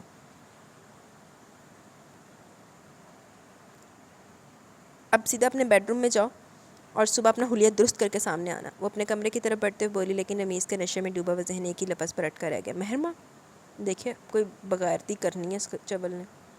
اب کھڑے کیوں؟ جاؤ اپنے بیڈ روم میں۔ وہ پلٹ کر دبے لہجے میں دوبارہ اس سے مخاطب ہوئی۔ جاتا ہوں ڈیئر ماما، وہ خود کلامی کے انداز میں کہتا اوپر آ کر اپنے بیڈ روم میں آ کر اس نے پہلا کام یہی کہ اپنی شرٹ اتار کے پھینکی اور صوفے پر گر کر سگریٹ پینے لگا۔ لیکن لگاتار 2-3 سگریٹ پینے کے باوجود اس کا ذہن اس نام کی گرفت سے آزاد نہیں ہوا۔ وہ بلا کر اٹھ کر بیٹھ گیا اور جارحانہ تیوروں سے دروازہ کھول کر باہر نکل آیا۔ اس نے باری باری بیڈ روم چیک کیا۔ حاجرہ بیگم جس بیڈ روم میں تھی اس کا لاک اوپن تھا، لیکن جس بیڈ روم میں مہرمہ سو رہی تھی وہ اندر سے لاک تھا۔ ابھی کھول لیتا ہوں۔ اس پر شیطانیت سوار ہو چکی تھی۔ وہ سیڑھیاں اترتا ہوا نیچے کچن میں اور کچن کا وہ کیبنٹ کھولا جہاں راشدہ بیگم گھر کے کمروں کی چابیاں رکھتی تھی۔ چابی کا گچھا اٹھا کر اسے مہرمہ کے بیڈ روم میں آنے میں بس 5 منٹ لگے۔ اس نے بغیر کوئی ہٹ پیدا کیے دروازے کا لاک کھولا اور ہینڈل گھما کر اندر آ گیا۔ اندر داخل ہو کر دروازہ لاک کر دیا، مگر اپنی فتح کے عالم میں یہ بھول گیا کہ وہ چابی کا گچھا باہر دروازے کے لاک میں جھولتا ہوا چھوڑا ہے۔ مہرمہ جس بیڈ روم میں سو رہی تھی اس کا لیمپ خراب تھا، اس لیے اسے ایک انرجی سیور جلا کر سونا پڑا، اور اس انرجی سیور کی روشنی میں رمیز کی گہری نظریں اس پر جم گئی۔ اس کی ہونے والی بیوی، اس کو دھتکار کر بات کرنے والی حسینہ آج اس کے سامنے تھی۔ یہ اس کے لیے نئی جگہ تھی، اس لیے اسے کوشش کے باوجود نیند نہیں آ رہی تھی۔ وہ نہ جانے کتنی بار کروٹیں بدل چکا تھا۔ اس گیسٹ روم میں کوئی ایسی چیز بھی نہیں تھی وہ اپنا ٹائم ہی پاس کر لیتا، اور نہ ہی اٹھ کر باہر جا سکتا تھا کیونکہ وہ یہاں مہمان تھا، اور کسی کے گھر میں یوں رات کے وقت اٹھ کر گشت کرنا بھی مناسب نہیں تھا۔ حویلی میں ہوتا تو اور بات تھی، اس لیے وہ زبردستی آنکھیں بند کے لیٹا رہا۔ لیکن جیسے اس کے موبائل پر رنگ ہوئی وہ چونک گیا، کیونکہ کال سردار بیگم کی تھی۔ السلام علیکم۔ اس نے اٹھ کر بیٹھتے ہوئے کال ریسیو کی۔ کیا بات ہے، تم جاگ رہے تھے؟ انہیں اتنی جلدی کال ریسیو کرنے پر حیرت ہوئی۔ جی، وہ دراصل نئی اور اجنبی جگہ اس لیے نیند نہیں آ رہی، اس نے وضاحت کی۔ تو تم رمیز کے پاس بیٹھ جاتے تھوڑی دیر کے لیے؟ رمیز صاحب گھر پہ نہیں تھے، ابھی تھوڑی دیر پہلے آئے اور اس وقت میں ان کے پاس کیا بیٹھتا؟ اس نے سر چھٹک کر کہا۔ کیوں، رمیز کہاں گیا ہوا تھا؟ شاید اپنے دوستوں کے ساتھ گئے تھے۔ مہرمہ اور حاجرہ سو گئی؟ جی وہ تو سو گئی، لیکن آپ کیوں جاگ رہی ہیں؟ بس میرا بچہ، میرا دل یوں ہی لیٹے لیٹے گھبرانے لگا تو میں اٹھ کر بیٹھ گئی۔ آج ولی محمد اور اس کے باپ کی بہت یاد آ رہی تھی۔ آج وارث کی ماں گھر پہ نہیں تھی، اس لیے وہ میرے پاس سونے کے لیے آ گئی، اور اس کی صورت دیکھ دیکھ کر ولی محمد کی شکل آنکھوں میں گھومنے لگی ہے۔ دل پر اداسی چھا گئی ہے۔ سردار بیگم کی آواز میں نمی اتر آئی۔ سردار بیگم، اتنی اداسی اور مایوسی، وہ بھی آپ کے لہجے میں؟ داد بخش نے حیرت کا اظہار کیا۔ داد، میرے بچے، میں بھی انسان ہوں، بوڑھی ہو چکی ہوں، مگر اپنے بچوں کے لیے خود کو جوان رکھتی ہوں۔ لیکن کب تک ایسا کروں؟ اب تو یہی دعا ہے کہ اللہ میری پوتیوں کو آباد رکھے اور مجھے جیتے جی تمہاری خوشیاں دیکھنا نصیب کرے، انہوں نے بھیگے لہجے میں کہتے ہوئے دعا دی۔ انشاءاللہ ایسا ہی ہوگا، اللہ آپ کا سایہ ہمارے سروں پر سلامت رکھے۔ وہ بھی دل کی گہرائیوں سے بولا، داد تم مجھے بتاؤ مہربانی، اب تو تم سے کوئی بات نہیں کی؟ سردار بیگم کی سوئی مہرباں پر آن رکی تھی، لیکن اس سے پہلے میں نے جواب دیا تھا کسی کی چیخوں کی آواز پر داد بخش بری طرح چونک گئے۔ داد بخش تم چپ کیوں ہو گئے؟ وہ باہر کسی کی چیخنے کی آواز آ رہی ہے، باہر شور سا ہے۔ وہ اجلت سے کہتا جوتے پہن کے باہر نکلا، کیسا شور ہے؟ سردار بیگم کے دل پر ہاتھ پڑا۔ مہرماں بی بی کی آواز ہے، میں دیکھتا ہوں۔ داد بخش موبائل بند کر کے جیب میں ڈالتا سیڑھیاں چڑھ گیا۔ مہرماں دروازہ پیٹ رہی تھی اور ساتھ ہی چیخ رہی تھی، بچاؤ! وہ بلند آواز سے پکاری، تمہیں کوئی بھی نہیں بچائے گا، اس وقت سب نیند میں ڈوبے ہوئے۔ رمیز کی خباثت زدہ آواز پہ داد بخش کے قدم تیز ہو گئے، اس نے جاتے دروازے کو ٹھوکر ماری لیکن دروازہ لاک تھا۔ مہرماں بی بی! داد بخش نے اونچی آواز میں پکارتے ہوئے اپنی طرف سے اسے تسلی دی۔ داد داد دروازہ کھولو داد! وہ ماہی بھی آپ کی مانی تڑپی اور داد کی نظر چابی کے گچھے کی طرف گئی۔ اللہ نے خود ہی مدد کی سبیل نکالی، اس نے تیزی سے چابی گھمائی اور دروازہ دھڑام سے کھول دیا۔ سامنے مہرماں کے منہ پر رمیز کا ہاتھ سما ہوا تھا، اس کی آواز کا گلا گھونٹنا چاہتا تھا، اور داد بخش نے مہرماں کو بغیر دوپٹے کے اس حال میں دیکھ کر خون کھول اٹھا۔ اس نے آؤ دیکھا نہ تھا اور چھوٹتے اپنے فولادی ہاتھ کا مکہ رمیز کے منہ پر رسید کیا۔ رمیز کو داد بخش سے اس حرکت کی توقع نہ تھی، جب یہ اچانک حملے سے بچ نہ سکا اور پیچھے کی طرف دیوار کے ساتھ جا لگا، ساتھ ہی منہ سے کراہ نکلی، داد بخش یہ کیا کر رہے ہو؟ حاجرہ بیگم، قدیر ہمدانی اور راشدہ بیگم بھی ننگے پیر بھاگتے ہوئے اوپر آئے، لیکن اوپر مہرماں کے بیڈ روم کی صورتحال دیکھ کر ان کی آنکھیں پھٹ گئی تھیں۔ مہرماں کی قمیض بازو سے پھٹی ہوئی تھی، دوپٹہ نیچے قالین پر مجروح حالت میں پڑا تھا، اس کے بال بکھرے ہوئے تھے اور چہرہ تھپڑ کے نشان سے سرخ ہو رہا تھا۔ حاجرہ بیگم کی ٹانگیں لرزنے لگی، اس ذلیل کو سزا دے رہا ہوں، اس کا خون پی جاؤں گا میں، اس نے سردار بیگم کی عزت پر ہاتھ ڈالا، میں اس کے ہاتھ کاٹ دوں گا۔ داد بخش کی آنکھوں سے ہی منہ سے بھی شعلے نکل رہے تھے۔ بس کرو، کیا ہو رہا ہے یہ سب؟ راشدہ بیگم بیٹے کے درگت بنتے نہیں دیکھ سکتی تھی۔ آپ دیکھ نہیں کیا ہو رہا ہے؟ داد بخش یکدم تھاڑا، یہ تم کس لہجے میں بات کر رہے ہو؟ راشدہ بیگم غصے سے بولی۔ میں اسی لہجے میں بات کر رہا ہوں جس لہجے کو آپ ٹھیک طرح سے سمجھ سکیں گی۔ داد بخش نے پلٹ کر زمین پر گرا دوپٹہ اٹھایا اور مہرماں کے گرد خود ہی لپیٹ دیا۔ اس وقت وہ کوئی اور ہی داد بخش نظر آ رہا تھا، بے خوف، نڈر اور وسیلہ۔ ایک لمحے کے لیے روتی بلکتی مہرماں نے بھی حیرت سے دیکھا۔ یہ جھوٹ بول رہا موم، میں اپنے بیڈ روم میں سونے کے لیے جا رہا تھا، مجھے مہرماں کے کمرے سے باتوں کی آواز آئی، میں اس طرف آ گیا، دروازہ اندر سے لاک تھا، اس لیے میں کچن سے چابیاں لیا اور جب دروازہ کھولا تو یہ دونوں اپنی ہی رنگ رلیوں میں گم نظر آئے۔ مجھے دیکھ کر انہوں نے اپنا الزام میرے سر ڈال دیا اور اس نے مجھے مارنا شروع کر دیا۔ رمیز نے مکاری کی ہٹ کر ڈالی، جس پر داد بخش اور مہرماں اپنی جگہ پہ دم بخود رہ گئی، جبکہ راشدہ بیگم کی آنکھیں چمک اٹھی۔ انہیں بیٹے کا پلان سمجھ میں آ گیا کہ بچنے کا یہی طریقہ ہے۔ سنا حاجرہ بھابی، سنا آپ نے یہ کیا گلچھرے اڑا رہے تھے؟ یہ ہو رہا تھا یہاں، راشدہ بیگم نے پاٹدار آواز میں کہتے ہوئے اپنے سینے پر 2 ہتھڑ مارا، لیکن حاجرہ بیگم جو ساکھ کھڑی تھی، ان کا دل رمیز کی جھوٹی کہانی پر ایمان نہیں لایا تھا۔ وہ بے شک داد بخش سے کھائے رکھتی، لیکن داد بخش کے کردار پہ انہیں رتی برابر بھی شک نہیں تھا۔ پھپھو! مہرماں کی آواز جیسے کنویں سے سنائی دی، مر گئی پھپھو! تم نے حویلی کے نوکر کے ساتھ منہ کالا کر کے ہماری عزت کا جنازہ نکال لیا، اگر اتنا ہی پسند تھا، یہ اتنی عشق و عاشقی تھی تو اب میرے بیٹے پر ڈورے ڈالنے کی کیا ضرورت تھی؟ پہلے بتا دیتی۔ اور یہ ہماری حویلی میں اسی لیے آیا تھا، ہماری عزت میں نقب لگانے کے لیے۔ راشدہ بیگم کا ویلا شروع ہو چکا تھا۔ راشدہ یہ کیا بکے جا رہی ہو؟ آرام سے بیٹھ کر ساری بات سلجھاؤ۔ قدیر ہمدانی نے پہلی بار مداخلت کی۔ سلجھانے کو رہ کیا گیا، میں بھی فون کرتی ہوں اماں بیگم کو۔ راشدہ بیگم نیا گیم کھیلنے کے لیے تیار ہو چکی تھی۔ ایک باری فون تے کرتا بھی لگ جگہ سوال۔ راشدہ بھابی، اس وقت اماں بیگم کو کچھ مت بتائیں۔ راشدہ بیگم نے پہلی بار لب گشائی کی۔ کیوں نہ بتاؤں؟ انہوں نے ایک عمر ہوگی سانپ لا کر ہمارے سینے پر بٹھا رکھا، آج سانپ نے ڈس ہی لیا نا۔ راشدہ بیگم داد بخش پر قہرآلود نظر ڈالتے ہوئے بولی۔ وہ چپ کھڑا تھا، لیکن اس دوران ہی اس کا موبائل بجنا شروع ہو گیا۔ کال کرنے والی سردار بیگم ہی تھی۔ راشدہ بیگم کو پتہ چل گیا، تبھی داد بخش کے ہاتھ سے فون چھپٹ کر کان سے لگا لیا۔ اماں بیگم کہاں ہیں آپ؟ آئیے اور اپنے چہیتے کا کرتوت دیکھیے، ہماری عزت پر ہاتھ ڈالا، اس نے نمک حرام نکلا آپ کا یہ لاٹنا۔ کس کی بات کر رہی ہو؟ سردار بیگم کا لہجہ سپاٹ تھا۔ آپ کے داد بخش کی۔ اس کی طرف دیکھتے ہوئے راشدہ بیگم نے چبا کر کہا اور دوسری طرف سے فون بند ہو گیا۔ داد بخش نے ان پر ایک طائرانہ سی نظر ڈالی اور رمیز کو غضبناک نظر سے دیکھتا ہوا مہرماں کا ہاتھ پکڑ کر ان سب کے درمیان سے نکلتا چلا گیا۔ اسے ڈرائنگ روم میں بٹھا کر گاڑی سے اپنی چادر نکال لایا اور چادر مہرماں کو اڑا دی۔ آپ چپ ہو جائیں، کچھ نہیں ہوگا، سردار بیگم بس پہنچنے والی ہوں گی۔ داد بخش نے ڈرائنگ روم میں ٹہلتے ہوئے بال فلوک دیکھا، لیکن انہیں تو ابھی پتہ چلا نہیں، انہیں بھی اسی وقت پتہ چل گیا تھا جس وقت مجھے پتہ چلا۔ داد بخش کی بات پر مہرماں کچھ نہ سمجھی، لیکن مزید کچھ بولی بھی نہیں۔ وقت تھا کہ گزر ہی رہا تھا، سوئیاں ایک ہی جگہ پر جمی ہوئی تھی۔ باہر گاڑی کے ہارن کی آواز سنتے جہاں راشدہ بیگم اور رمیز اپنے اپنے محاذوں پر لوٹ ہوئے، وہیں داد بخش کی پریشانی قدرے کم ہوگی، لیکن مہرماں ضبط کا دامن چھوڑ بیٹھی۔ وہ ڈرائنگ روم سے اٹھ کر بھاگتی ہوئی باہر نکل آئی اور گاڑی سے اترتی سردار بیگم سے لپٹ کر دھاڑے مار مار کر رونے لگی۔ ان کے پیچھے قاسم علی کی گاڑی تھی اور قاسم علی کے ساتھ ساجدہ بیگم بھی تھی۔ مہرماں کیا ہوا بیٹا، کچھ بتاؤ تو۔ رابعہ بی بی نے آگے بڑھ کر مہرماں کو سردار بیگم سے الگ کرنا چاہا۔ دادی بیگم، وہ رمیز نے، اس کی آواز حلق میں دب گئی۔ قاسم علی بھی مٹھیاں بھینچ کے رہ گیا۔ ماہی اندر بیٹھ کے بات کرو۔ اس نے مہرماں کو کندھوں سے تھاما اور اندر لے گیا تھا۔ باقی سب بھی اندر آ گئے۔ اماں بیگم، دیکھا آپ نے کیا گل کھلائے آپ کے؟ بس راشدہ، بس بند کرو اپنی زبان، پہلے مجھے مہرماں سے پوری بات سن لینے دو۔ انہوں نے سختی سے کہتے ہوئے ہاتھ اٹھا کر انہیں روک دیا. یہ آپ کو کیا بتائے گی؟ کبھی چور نے بھی اپنی چوری بتائی ہے بھلا؟ وہ تنزیہ بولی. چور اپنی چوری نہیں بتاتا، لیکن واویلا بہت کرتا ہے، جو اس وقت صرف تم کر رہی ہو. سردار بیگم بھی انہی کی ماں تھی. اماں بیگم، یہ آپ کیا کہہ رہی ہیں؟ آپ کو میری بات پر یقین نہیں، اس 2 ٹکے کے نوکر پر یقین ہے؟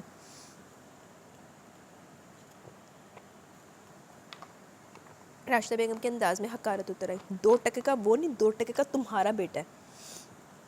سردار بیگم نے کوئی بھی لحاظ رکھے بغیر بیٹی کو آئینہ دکھایا. وہاں موجود سبھی نے چونک کر سردار بیگم کو دیکھا، جن کے انداز میں کوئی لچک نہیں تھی، لیکن اس بات پر راشدہ بیگم کو پتنگیں لگیں. آپ میرے بیٹے کو 2 ٹکے کا کہہ رہی ہیں؟ اس گھٹیا لاوارث کے لیے آپ میرے بیٹے پر انگلی اٹھا رہی ہیں؟ اس کی اوقات ہی کیا ہے جس کو اس کے اپنوں نے کتے کی طرح دھتکار پر پھینک دیا اور آپ اسے اٹھا کر گھر لے آئیں؟ میرے بیٹے باپ اور بھائیوں کے ٹکڑوں پر پلنے کے لیے آپ میرے برابر میرے مقابل کھڑا کری. اس نمک حرام کی خاطر آپ مجھے چٹاخ. اوئے ہوئے ہوئے ہوئے، بڑی کلاسیکل چڑھ پئی. سردار بیگم کے بوڑھے ہاتھ میں سے اس قدر طاقت آسمائی کہ راشدہ بیگم کو دل میں تارے نظر آ گئے. اوئے ہوئے ہوئے، تالیاں بن دیا، لیکن سارے سوئے میں ہلکی سی تالیاں بجیں سردار بیگم کے لیے. سواد آ گیا. اماں بیگم، ساجدہ نے لپک کے سردار بیگم کا بازو تھام لیا. پیچھے ہٹو ساجدہ، مجھے آج بتانے دو کہ داد بخش کی اوقات کیا ہے. انہوں نے ساجدہ کو پیچھے دھکیل دیا. داد بخش جیسا کردار تمہاری آنے والی 7 نسلوں میں سے کسی کا نہیں ہوگا. اس کا چلن کیسا ہے یہ صرف میں جانتی ہوں، صرف میں. یہ صرف داد بخش ہی تھا جو مجھے آ کر یہ بھی بتا دیتا تھا کہ سردار بیگم آپ کی پوتی نادانی کریے، اسے روکیے، اسے سمجھائیے. نادان ہے، اوقات کا فرق نہیں سمجھتی.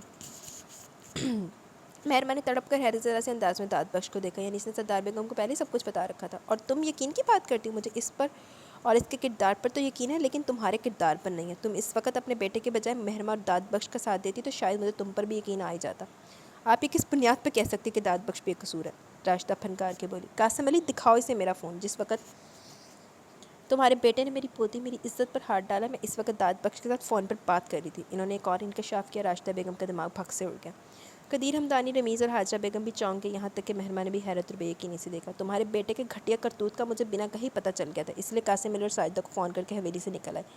شکر ادا کرتی ہوں اپنے رب کا جس نے میری بچی کو برباد ہونے سے بچا لیا. شادی کے بعد اصلیت سامنے آتی تو میں ولی محمد کو کیا منہ دکھاتی. انہوں نے انتہائی نفرت و حقارت سے کہتے ہوئے رمیز کو دیکھا. اماں بیگم، خبردار اپنی گندی زبان سے مجھے اماں مت کہنا. انہوں نے انگلی اٹھا کر روک دیا. لہنگا کہاں ہے حاجرہ؟ ان کے اگلے سوال پر وہ سب ایک بار پھر چونکے. وہ مہرما کے کمرے میں رکھا تھا شاید. حاجرہ بیگم گھبرا گئی. جاؤ لے کر آؤ. ان کے حکم پر حاجرہ بیگم فوراً لہنگا لے گئے. کتنے کا ہے؟ جی 50,000 کا. حاجرہ بیگم نے بکراہٹ میں جواب دیا. رجائی پرس سے 50,000 نکال کے میرے ہاتھ پہ رکھ. انہوں نے سب سے پیچھے کھڑی رجائی کو حکم کیا، اور اجلت میں رجائی نے 5,000 کے 10 نوٹ نکال کے ان کے ہاتھ پہ رکھ دی. یہ میری بچی کے پہلے شگن کا جوڑا، سہاگ کا جوڑا، اس لیے اسے چھوڑ کر نہیں جا سکتی. وہ اپنی شادی کے دن یہی پہنے گی. انہوں نے 50,000 راشدہ بیگم کے منہ پر دے مارے.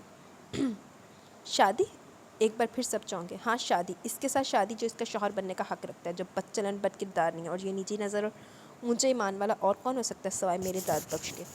سردار بیگم نے فخر سے سر بلند کرتے ہوئے داد بخش کی طرف دیکھ کر دھماکہ کیا. وہاں موجود تمام نفوس دم بخود کھڑے رہ گئے. داد بخش ششدر سا دیکھ رہا تھا. داد بخش دی لاٹری لگی، بلکہ لاٹری تو مہرما دی لگی، لیکن چنڈا 2-4 مار کے تو پھر ہی کرے. بھائی تھوڑا سا تو ستانا بنتا ہے نا. اس کا اہم داد بخش نہیں تھا، تنگ کیا اس کو. چل چپیڑا نہ مارے، منڈا رائٹ تے سی، لیکن تھوڑے بہت نخرے تو دکھائے نا. فجر کی اذان ہوئی تھی جب وہ لوگ گھر واپس حویلی پہنچے. وہ سب اندر کی طرف بڑھ رہے تھے، لیکن داد بخش باہر ہی رک گئے. تم کیوں رک گئے؟ قاسم علی نے پلٹ کر اسے دیکھا. میں نماز پڑھنے جا رہا ہوں. واپسی پہ مولوی صاحب کو اپنے ساتھ لے کے آنا. سردار بیگم نے پلٹ کر ہدایت کی. سردار بیگم، اس نے بے بسی سے انہیں دیکھا. قاسم علی، جاؤ اس کے ساتھ. آج تم بھی ثواب کماؤ. فجر کی نماز پڑھو اور واپسی پہ اس کے ساتھ ہی مولوی صاحب کو بھی لے آنا. صبح کا سورج نکلنے سے پہلے نکاح ہو جائے تو بہتر ہے. رخصتی مہربانوں کے ساتھ ہی ہوگی. اوئے ہوئے، قاسم علی نے بھی دیکھ کیسا ثواب دی ملی. لیکن قاسم علی دی بستی بھی ہوگی کہ جا کے تو بھی نماز پڑھا.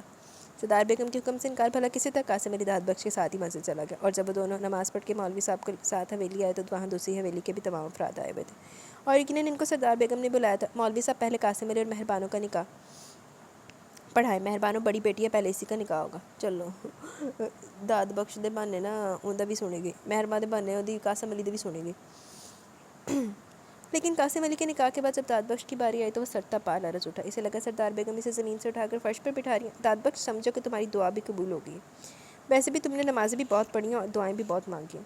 قاسم علی نے داد بخش کو کونی مارتے ہوئے چھیڑا، اور پھر سب کی موجودگی میں سردار بیگم نے اپنی پوتی داد بخش کی زوجیت میں دے دی. انہوں نے اپنی عزت اسے سونپ ڈالی تھی. ہر طرف مبارک سلامت کا شور مچ گیا تھا، لیکن داد بخش سردار بیگم کے قدموں میں بیٹھ گیا. سردار بیگم، میں آپ کا نوکر، آپ کا خادم اس قابل نہیں تھا. میں آپ کے قدموں کی خاک بھی نہیں تھا. آپ نے مجھے عرش پہ بٹھا دیا. اس کی آنکھیں بھر آئی تھیں۔ سردار بیگم نے اسے کندھوں سے تھام کر کھڑا کیا اور اپنے سینے سے لگا لیا۔ امیر تو تم نے مجھے کیا، آج تم نہ ہوتے تو اس حویلی کی عزت تاریکیوں میں ڈوب جاتی۔ اللہ تمہیں زندگی دے، خوش رکھے، آباد رکھے۔ انہوں نے داد بخش کی پیشانی چوم کر اس کے کندھے پر ہاتھ پھیرا۔ اماں بیگم منہ میٹھا کریں۔ رابعہ بی بی خود ٹرے میں مٹھائی لے آئیں، وہاں بیٹھے تمام افراد کا منہ میٹھا کرانے لگی۔ بندہ داد بخش پہلی فرصت میں شاہ میر کے پاس آیا، اس کی آفر قبول کر لی۔ اس آفر کے ساتھ جو تم نے سہولیات پیش کی تھی ان کا جلدی انتظام کرو۔ داد بخش نے گاڑی فلیٹ کی بات کی۔ کیا مطلب؟ اتنی جلدی کس لیے؟ شاہ میر نے حیرانی ہوئی۔ آج سے ٹھیک 6 دن بعد میری شادی ہے، اس نے آہستہ سے کہا۔ کس کی؟ تمہاری؟ شاہ میر کو اچنبھا ہوا۔ وہ مہرمہ بی بی کی۔ لیکن کس کے ساتھ؟ میرے ساتھ یار، اور کس کے ساتھ؟ سچ؟ شاہ میر صوفے سے کھڑا ہو گیا۔ ارے یہ کیسے ہوا؟ بس یار سب کچھ اتنا اچانک ہوا ہے۔ داد بخش آہستگی سے بولا۔ تم فکر نہ کرو، میں تمہارا فلیٹ ان 6 دنوں میں ایسا تیار کروا دوں گا تم خود پر رشک آئے گا۔ شاہ میر نے چھیڑتے ہوئے کہا۔ اور گاڑی؟ او یار فکر کیوں کرتے ہو، تمہاری گاڑی کو دلہنوں کی طرح سجا کے لاؤں گا، اور دلہا کو بھی۔ شاہ میر نے خوش دلی سے کہا۔ شاہ میر زیادہ پھیلنے کی ضرورت نہیں، وہ اسے گھورتے ہوئے کھڑا ہو گیا۔ کیوں تمہیں شرم آ رہی ہے؟ ویسے جس لاڑے کو دلہا کو شرم آتی ہے اس پر روپ بھی بہت آتا ہے۔ شاہ میر ہنس کے بولا۔ بتانے کا شکریہ، داد بخش نے کہا۔ کیا ہم بھی انوائٹڈ ہیں؟ ارے یار تم ہی تو انوائٹڈ ہو میری طرف سے، اور ہے ہی کون؟ نہ ماں باپ، نہ بہن بھائی، نہ کوئی اور رشتہ دار، ایک دوست ہی تو ہے۔ داد بخش کے لہجے میں رنجیدگی ادھر آئی۔ ارے یار اگر میں ہوں تمہاری طرف سے تو میں سارے رشتے نبھاؤں گا۔ شاہ میر نے اس کے کندھے پر ہاتھ رکھا۔ تھینک یو شاہ میر، مجھے لگتا ہے اللہ نے تمہیں میری مدد کے لیے بھیجا۔ اینی وے تم یہ بتاؤ سردار بیگم اور ان کی حویلی کا کیا کرو گے؟ شاہ میر نے سنجیدگی سے پوچھا۔ شاہ میر تم سچ پوچھو تو میں سردار بیگم کو اکیلا نہیں چھوڑ سکتا، نہ آج نہ کل۔ لیکن ایک بات اور ہے کہ میں اب حویلی میں رہنا بھی نہیں چاہتا۔ حالانکہ آج تک انہوں نے جو احسان اور کرم نوازیاں مجھ پر کیا وہ شاید ہی کوئی دوسرا بندہ کر سکتا ہو، لیکن میں اپنی بیوی کی ذمہ داری بھی خود اٹھانا چاہتا ہوں۔ پہلی کمائی سردار بیگم کے ہاتھ پہ رکھوں گا، کیونکہ میری کمائی پہ پہلا حق ان کا ہی ہے۔ وہ میری ماں بھی ہیں اور باپ بھی ہیں۔ جب تک وارث پڑا نہیں ہو جاتا میں حویلی کے تمام کام، تمام ذمہ داریاں نبھاؤں گا جیسے پہلے نبھاتا رہا ہوں، لیکن ساتھ ساتھ اپنا کام بھی کروں گا۔ وارث ذمہ دار ہو گیا تو میں کل بالکل ہاتھ ہٹا لوں گا، کیونکہ اگر اس وقت میں سب کچھ یہیں چھوڑ دوں گا تو سردار بیگم کو بڑی پرابلم ہوگی۔ داد بخش بغیر رکے بولتا چلا گیا اور شاہ میر کو اس کے خیالات جان کر خوشی ہوئی تھی، لیکن حویلی جا کر جب انہی خیالات کا اظہار اس نے سردار بیگم کے سامنے کیا تو وہ چپ کی چپ رہ گئی۔ سردار بیگم آپ خاموش کیوں ہوگی؟ اس نے بے چینی سے پوچھا۔ کیا بولوں؟ کیا بولنے کے لیے کچھ باقی ہے؟ تم سارا کچھ طے کر کے مجھ سے مہر لگوانے کے لیے آئے ہو؟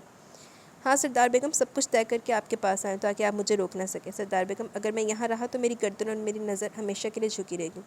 میری اوقات تو کیا میری ذات بھی نہیں رہے گی، میں گھر داماد بن کے کسی سے نظر نہیں ملا پاؤں گا، کبھی سر نہیں اٹھا سکوں گا، آپ کی اتنی محبتوں سے دلوائی ہوئی تعلیم رائگاں جائے گی۔ سردار بیگم پلیز داد بخش کہیں بھی چلا جائے لیکن آپ کے قدموں کی خاک ہی رہے گا۔ اس نے کہتے کہتے ان کے دونوں ہاتھ تھام کے چومتے ہوئے آنکھوں سے لگا لیا۔ داد بخش کی خودداری پر ان کا سر فخر سے بلند ہو گیا، ان کا انتخاب صحیح تھا۔ وہ خود بھی سوچتی تھی کہ ان کی وفات کے بعد داد بخش کا ٹھکانہ کیا ہوگا۔ یہاں لوگوں کے رویے ان سے چھپے ہوئے نہیں تھے، ان کی زندگی میں یہ حال تھا تو ان کی وفات کے بعد نہ جانے کیا ہونا تھا۔ جاؤ میرے بچے، اللہ کامیابی تمہارے قدموں میں بچھا دے۔ انہوں نے اسے محبت پاش اور نامولود آنکھوں سے اس کے ماتھے پر بوسہ دے کر دعا دی تھی۔ داد بخش نے بے ساختہ ان کی پیشانی چوم لی۔ تھینک یو اماں بیگم، تھینک یو سو مچ۔ تم مجھے اماں کہہ رہے ہو؟ وہ خوشی سے سرشار ہوگی۔ ہاں اب میں خود سے نظر ملانے کے قابل ہو گیا ہوں، اب مجھے سردار بیگم نہیں اپنی ماں کی صورت نظر آ رہی۔ وہ ان کو اپنے مضبوط بازو میں بھیج رہا تھا، اپنی خوشی کا اظہار کر رہا تھا۔ سردار بیگم نے بچپن سے ہزارہ جتن کیے کہ وہ انہیں اماں بیگم یا دادی بیگم کہے، لیکن اس نے رکھی رجائی اور اجو وغیرہ کی دیکھا دیکھی انہیں سردار بیگم ہی کہا تھا، اور وہ خود نوکروں کے دائرے میں رکھتا تھا خود کو، لیکن آج وہ نوکروں کے دائرے سے نکل کر خود کو ایک رشتے کے دائرے میں محسوس کر رہا تھا۔ اس کے ہاتھ پاؤں آزاد ہو چکے تھے۔ اس نے شاہ میر کو فون کر کے سردار بیگم کی رضامندی بھی بتا دی۔ چلو اچھی بات ہے۔ اس سپر لگژری فلیٹ کا کونا کونا پھولوں سے سجا ہوا تھا۔ شاہ میر نے داد بخش کا بیڈ روم ہی نہیں بلکہ ڈرائنگ روم، کچن اور لاؤنج میں بھی پھولوں سے ڈیکوریشن کروائی تھی۔ اس فلیٹ میں قدم رکھتے سفید موتیا اور سرخ گلابوں کے انبار نظر آنے لگے تھے، اور مہک اتنی مسحور کن تھی کہ قدم تھم سے گئے، دل کے تار خوشبوؤں کی شرارتوں سے بجنے لگے تھے۔ جذبات اتنے معطر اور پکیزہ کہ داد بخش کا اپنا ہی دل پگھلا جا رہا تھا۔ دل کی حالت اس کی پیشانی پر چمکتے قطروں سے نظر آنے لگی، اور وہ اسی مشکل کا شکار تھا کہ اپنے جذبات کا اظہار اس پاگل لڑکی کے سامنے کرے گا بھی تو کیسے؟ وہ تو تینوں ناک کو چنے چبوائے میں تو کرنی ہے جنہیں تو انہوں چبوائے ہے نا۔ داد بخش، شاہ میر نے سے پکارا۔ لگتا ہے تو خیالوں میں اپنے بیڈ روم میں پہنچا ہوا ہے۔ اس نے چھیڑا۔ پہنچنا بھی چاہیے، آخر اتنا ٹائم ہو رہا ہے۔ شاہ میر کی امی نے اٹھتے ہوئے کہا۔ آج شاہ میر کی فیملی بھی شادی میں شریک ہوئی تھی۔ ارے نہیں آنٹی آپ بیٹھیے نا، اتنی جلدی اٹھنے کی کیا ضرورت ہے؟ داد بخش نے روکا۔ وہ ان لوگوں نے گھر تک چھوڑنے آئے تھے۔ تم سب کے درمیان بیٹھے ہوئے اس لیے تمہیں جلدی لگ رہی ہے، لیکن اندر دلہن اکیلی بیٹھی، اسے ٹائم بھی آدھی رات لگ رہا ہوگا۔ اٹھو اس کے پاس جاؤ، شاباش۔ انہوں نے کندھا تھپکا۔ داد بخش مسکراتے ہوئے دروازہ لاک کر کے اپنے بیڈ روم میں آ گئے۔ اس وقت 11:30 کا ٹائم ہو رہا تھا، لیکن تنہائی کی وجہ سے رات خاصی گہری محسوس ہو رہی تھی۔ وہ آہستگی سے دروازہ کھول کے اندر آیا تو قدموں کی روانی میں کمی آ گئی، اندر ہر چیز ہی ہوش ربا تھی۔ السلام علیکم، اس نے بیڈ پر بیٹھتے ہوئے سلام کیا۔ مہرمہ ذرا سا پیچھے کھسک گئی، اور اس نے اس کے سلام کا جواب بھی نہیں دیا۔ وہ اس کی اس حرکت میں چھپی ناراضگی کو اچھی طرح سمجھتا تھا، اس لیے سر کھچاتے ہوئے سوچنے لگا کہ اب کیا کرے۔ تھینوں تے دسے چنگا سواد پتر۔ دیکھیے مہرمہ بی بی، میں آپ کا شوہر ہوں، ملازم نہیں کہ آپ کے نخرے دیکھتا رہوں۔ اس نے مہرمہ کا ہاتھ پکڑ کے اسے سامنے کر لیا اور اس کا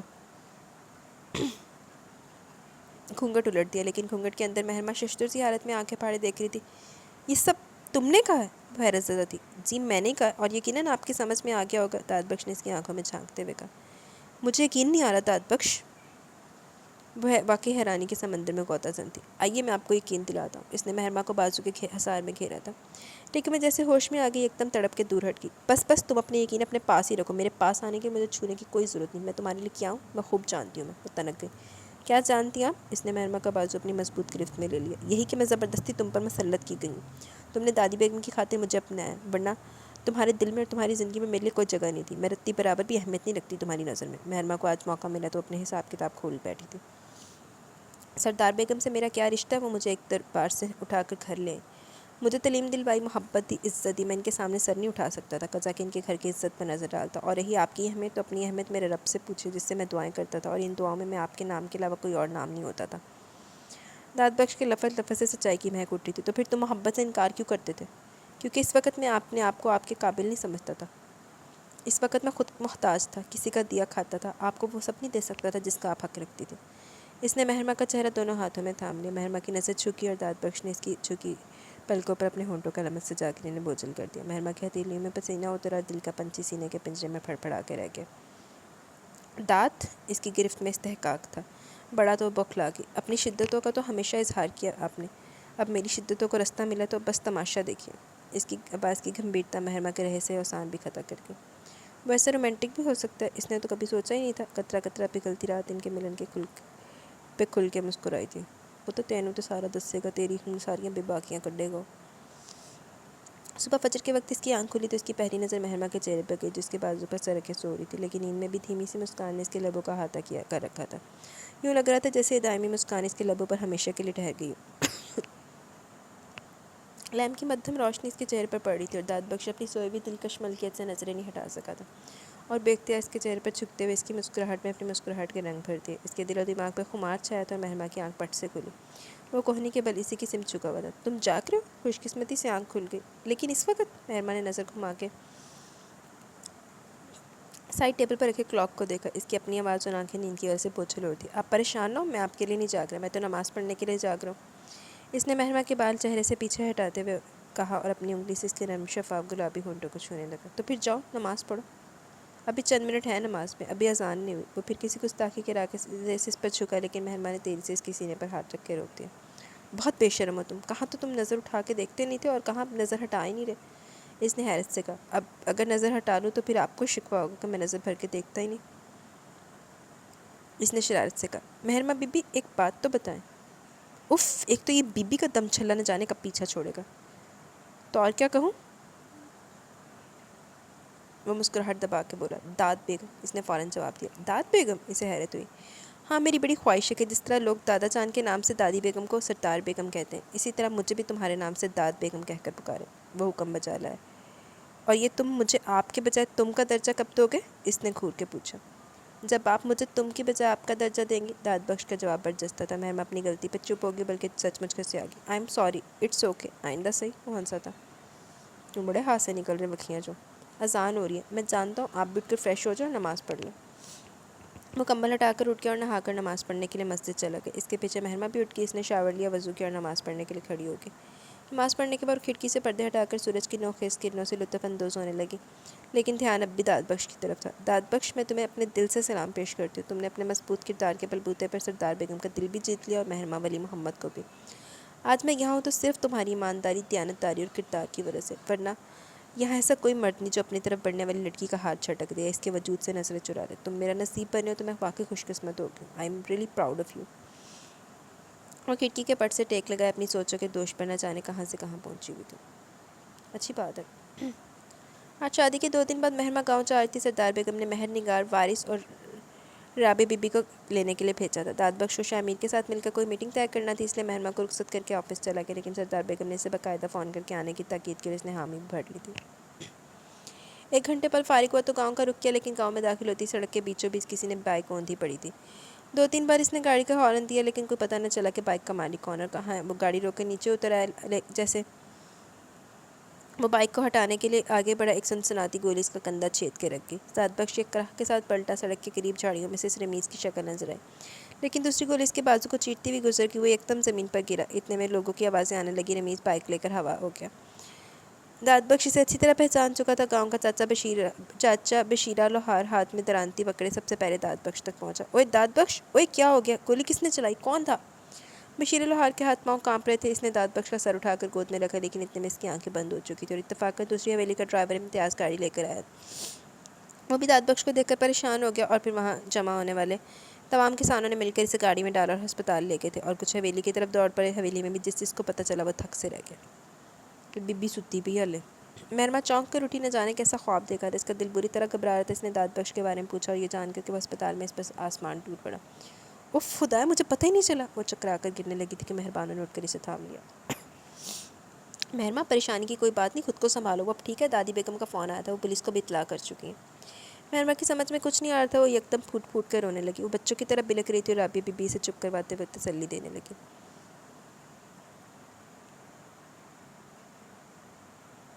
قاسم علی بھی اطلاع ملتے ہی اسپتال پہنچ گیا، لیکن جیسے سے سب کو خبر مل رہی تھی سبھی پریشان ہو رہے تھے۔ اماں، اس پر گولی رمیز نے چلائی، یہ کام وہی خبیث کر سکتا ہے، ورنہ داد کی کسی کے ساتھ کیا دشمنی ہو سکتی ہے بھلا؟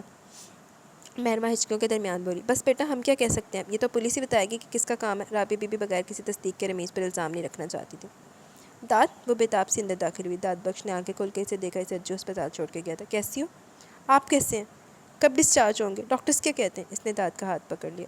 اف، تمہاری یہ بے تابیاں اور جلد بازیاں۔ وہ دھیمے سے مسکرایا۔ وہ شروع سے ایسی تھی، جذباتی اور جنونی۔ میں صبر نہیں کر سکتی، آپ کے معاملے میں تو ہرگز نہیں۔ یار، صبر کس کافر کو آتا ہے؟ مجھ سے پوچھو، میں صبر کی کس انتہا پر ہوں؟ تم سامنے کھڑی اور میں بے بس۔ داد بخش کی مانی کے اس بے باک نظر مہرما کے چہرے کا طواف کری تھی۔ مہرما نظریں چرانے پر مجبور ہو گئی۔ پلیز داد، مجھے ٹالے مت، یہ بتائے طبیعت اب کیسی ہے؟ تم آ گئی اور میں ٹھیک ہو گیا، کہو تو اٹھ کر بیٹھ جاؤں؟ نہیں، آپ آرام کریں۔ وہ گھبرا گئی۔ ڈاکٹر سے کہو جلدی ڈسچارج کر دے، کہیں دل کے ارمان دل میں نہ رہ جائیں۔ پہلے ہی آپ سے تم تک آتے آتے عمر گزر گئی ہے، قسم سے یار، یوں لگتا ہے تمہاری چاہ میں بوڑھا ہو گیا۔ مہرما اس کے افسردہ سے انداز پہ ایک دم کھلکھلا کے ہنستی۔ ظاہر ہے، میں 21 سال کی کم سن تو شیزہ، اور آپ 30 سالہ مرد۔ اف، اتنی ایج؟ اس نے منہ بنا کے کہا۔ بس زیادہ تو شیزہ بننے کی بھی ضرورت نہیں، تمہاری شادی ہو چکی ہے۔ داد بخش نے پینترا بدلا۔ بہت تیز ہو گئے، تمہارے ساتھ کا کمال ہے۔ کیا کہا؟ وہ چیخی۔ ایک بات مانو گی؟ کہو۔ اماں بیگم سے کہو کہ کیس واپس لے لیں، رمیز کو آزاد کرا دیں۔ 3 دن سے وہ جیل میں اور پولیس والوں کی مار کھا رہا ہے۔ پلیز یار، میں کسی کی اذیت کا سبب نہیں بن سکتا۔ یوں سمجھ لو میں نے تمہارے صدقے اور اپنی خوشیوں کے صدقے سے معاف کیا۔ داد بخش نے مہرما کا ہاتھ پکڑ کر اسے سمجھایا۔ دادی بیگم اسے معاف نہیں کریں گی، اور معافی کے قابل بھی نہیں ہے۔ اس نے 2 بار ہمیں قتل کرنے کی کوشش کی، ایک بار میری عزت پر ہاتھ ڈال کر اور ایک بار آپ پر گولی چلا کر۔ یہ غلطی انسان سے ہوتی ہے اور معافی بھی انسان ہی کرتے ہیں۔ پلیز کوشش کرو کہ اماں بیگم مان جائے۔ داد بخش نے اسے راضی کرنا چاہا۔ مہرما چپ ہوگی، لیکن سردار بیگم اپنے اصولوں سے پیچھے ہٹنے کو تیار نہیں تھی۔ سب نے کوشش کر کے دیکھ لی، لیکن وہ نہیں مانی، اور پورا 1 سال گزر گیا۔ بہت چنگا کتا نہیں منی، ادھر بندہ ڈیزرو ہی کرتا سی۔ مجھے لگتا ہے یہ پورے کا پورا اماں بیگم پہ گیا۔ داد بخش نے سردار بیگم کی گود میں لیٹے بچے کو غور سے دیکھتے ہوئے اپنی رائے کا اظہار کیا۔ اور مجھے لگ رہا ہے کہ پورے کا پورا تم پر گیا۔ سردار بیگم نے مسکرا کر داد بخش کو دیکھا۔ واہ جی واہ، بیٹا میرا اور لگ آپ جیسا رہا، کیا کمال کی بات ہے۔ آپ دونوں کو اپنے سوا بھی کوئی نظر آتا ہے یا نہیں؟ یہ میرے جیسا بھی تو ہو سکتا ہے۔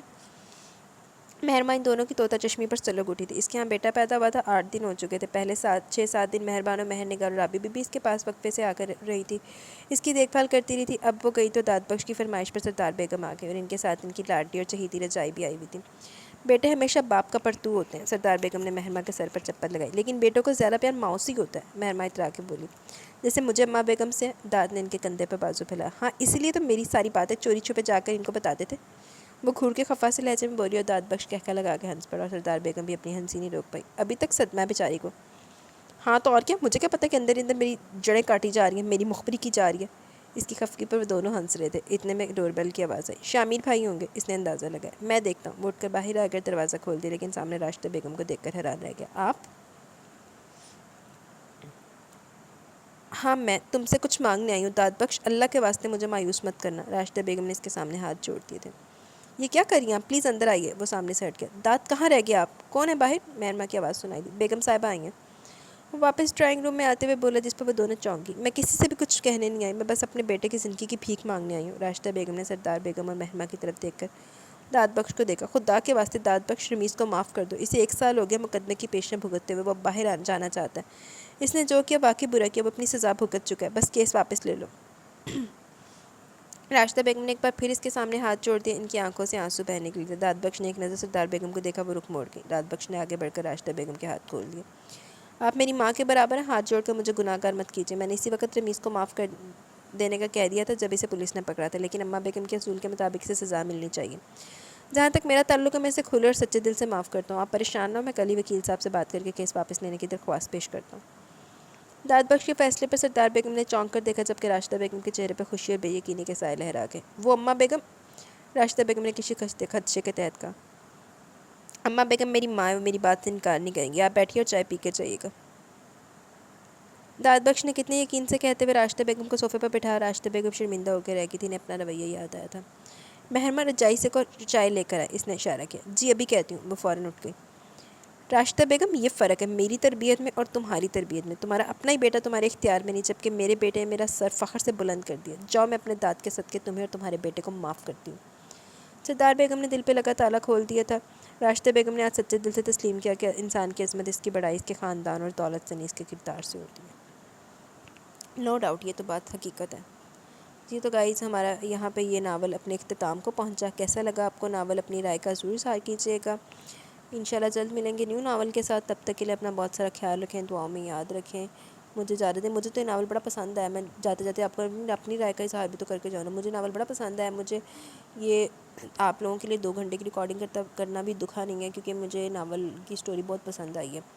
داد اپنی جگہ پہ ٹھیک تھا، مہرماں بھی ٹھیک تھی، لیکن مجھے یہ ناول ویسے نا آنیسٹلی بہت پسند آیا۔ آپ لوگوں کو کیسا لگا ضرور بتائیے گا۔ انشاءاللہ جلد ملیں گے نیو ناول کے ساتھ، تب تک کے لیے اپنا بہت سارا خیال رکھیں، دعاؤں میں یاد رکھیں۔ اللہ حافظ۔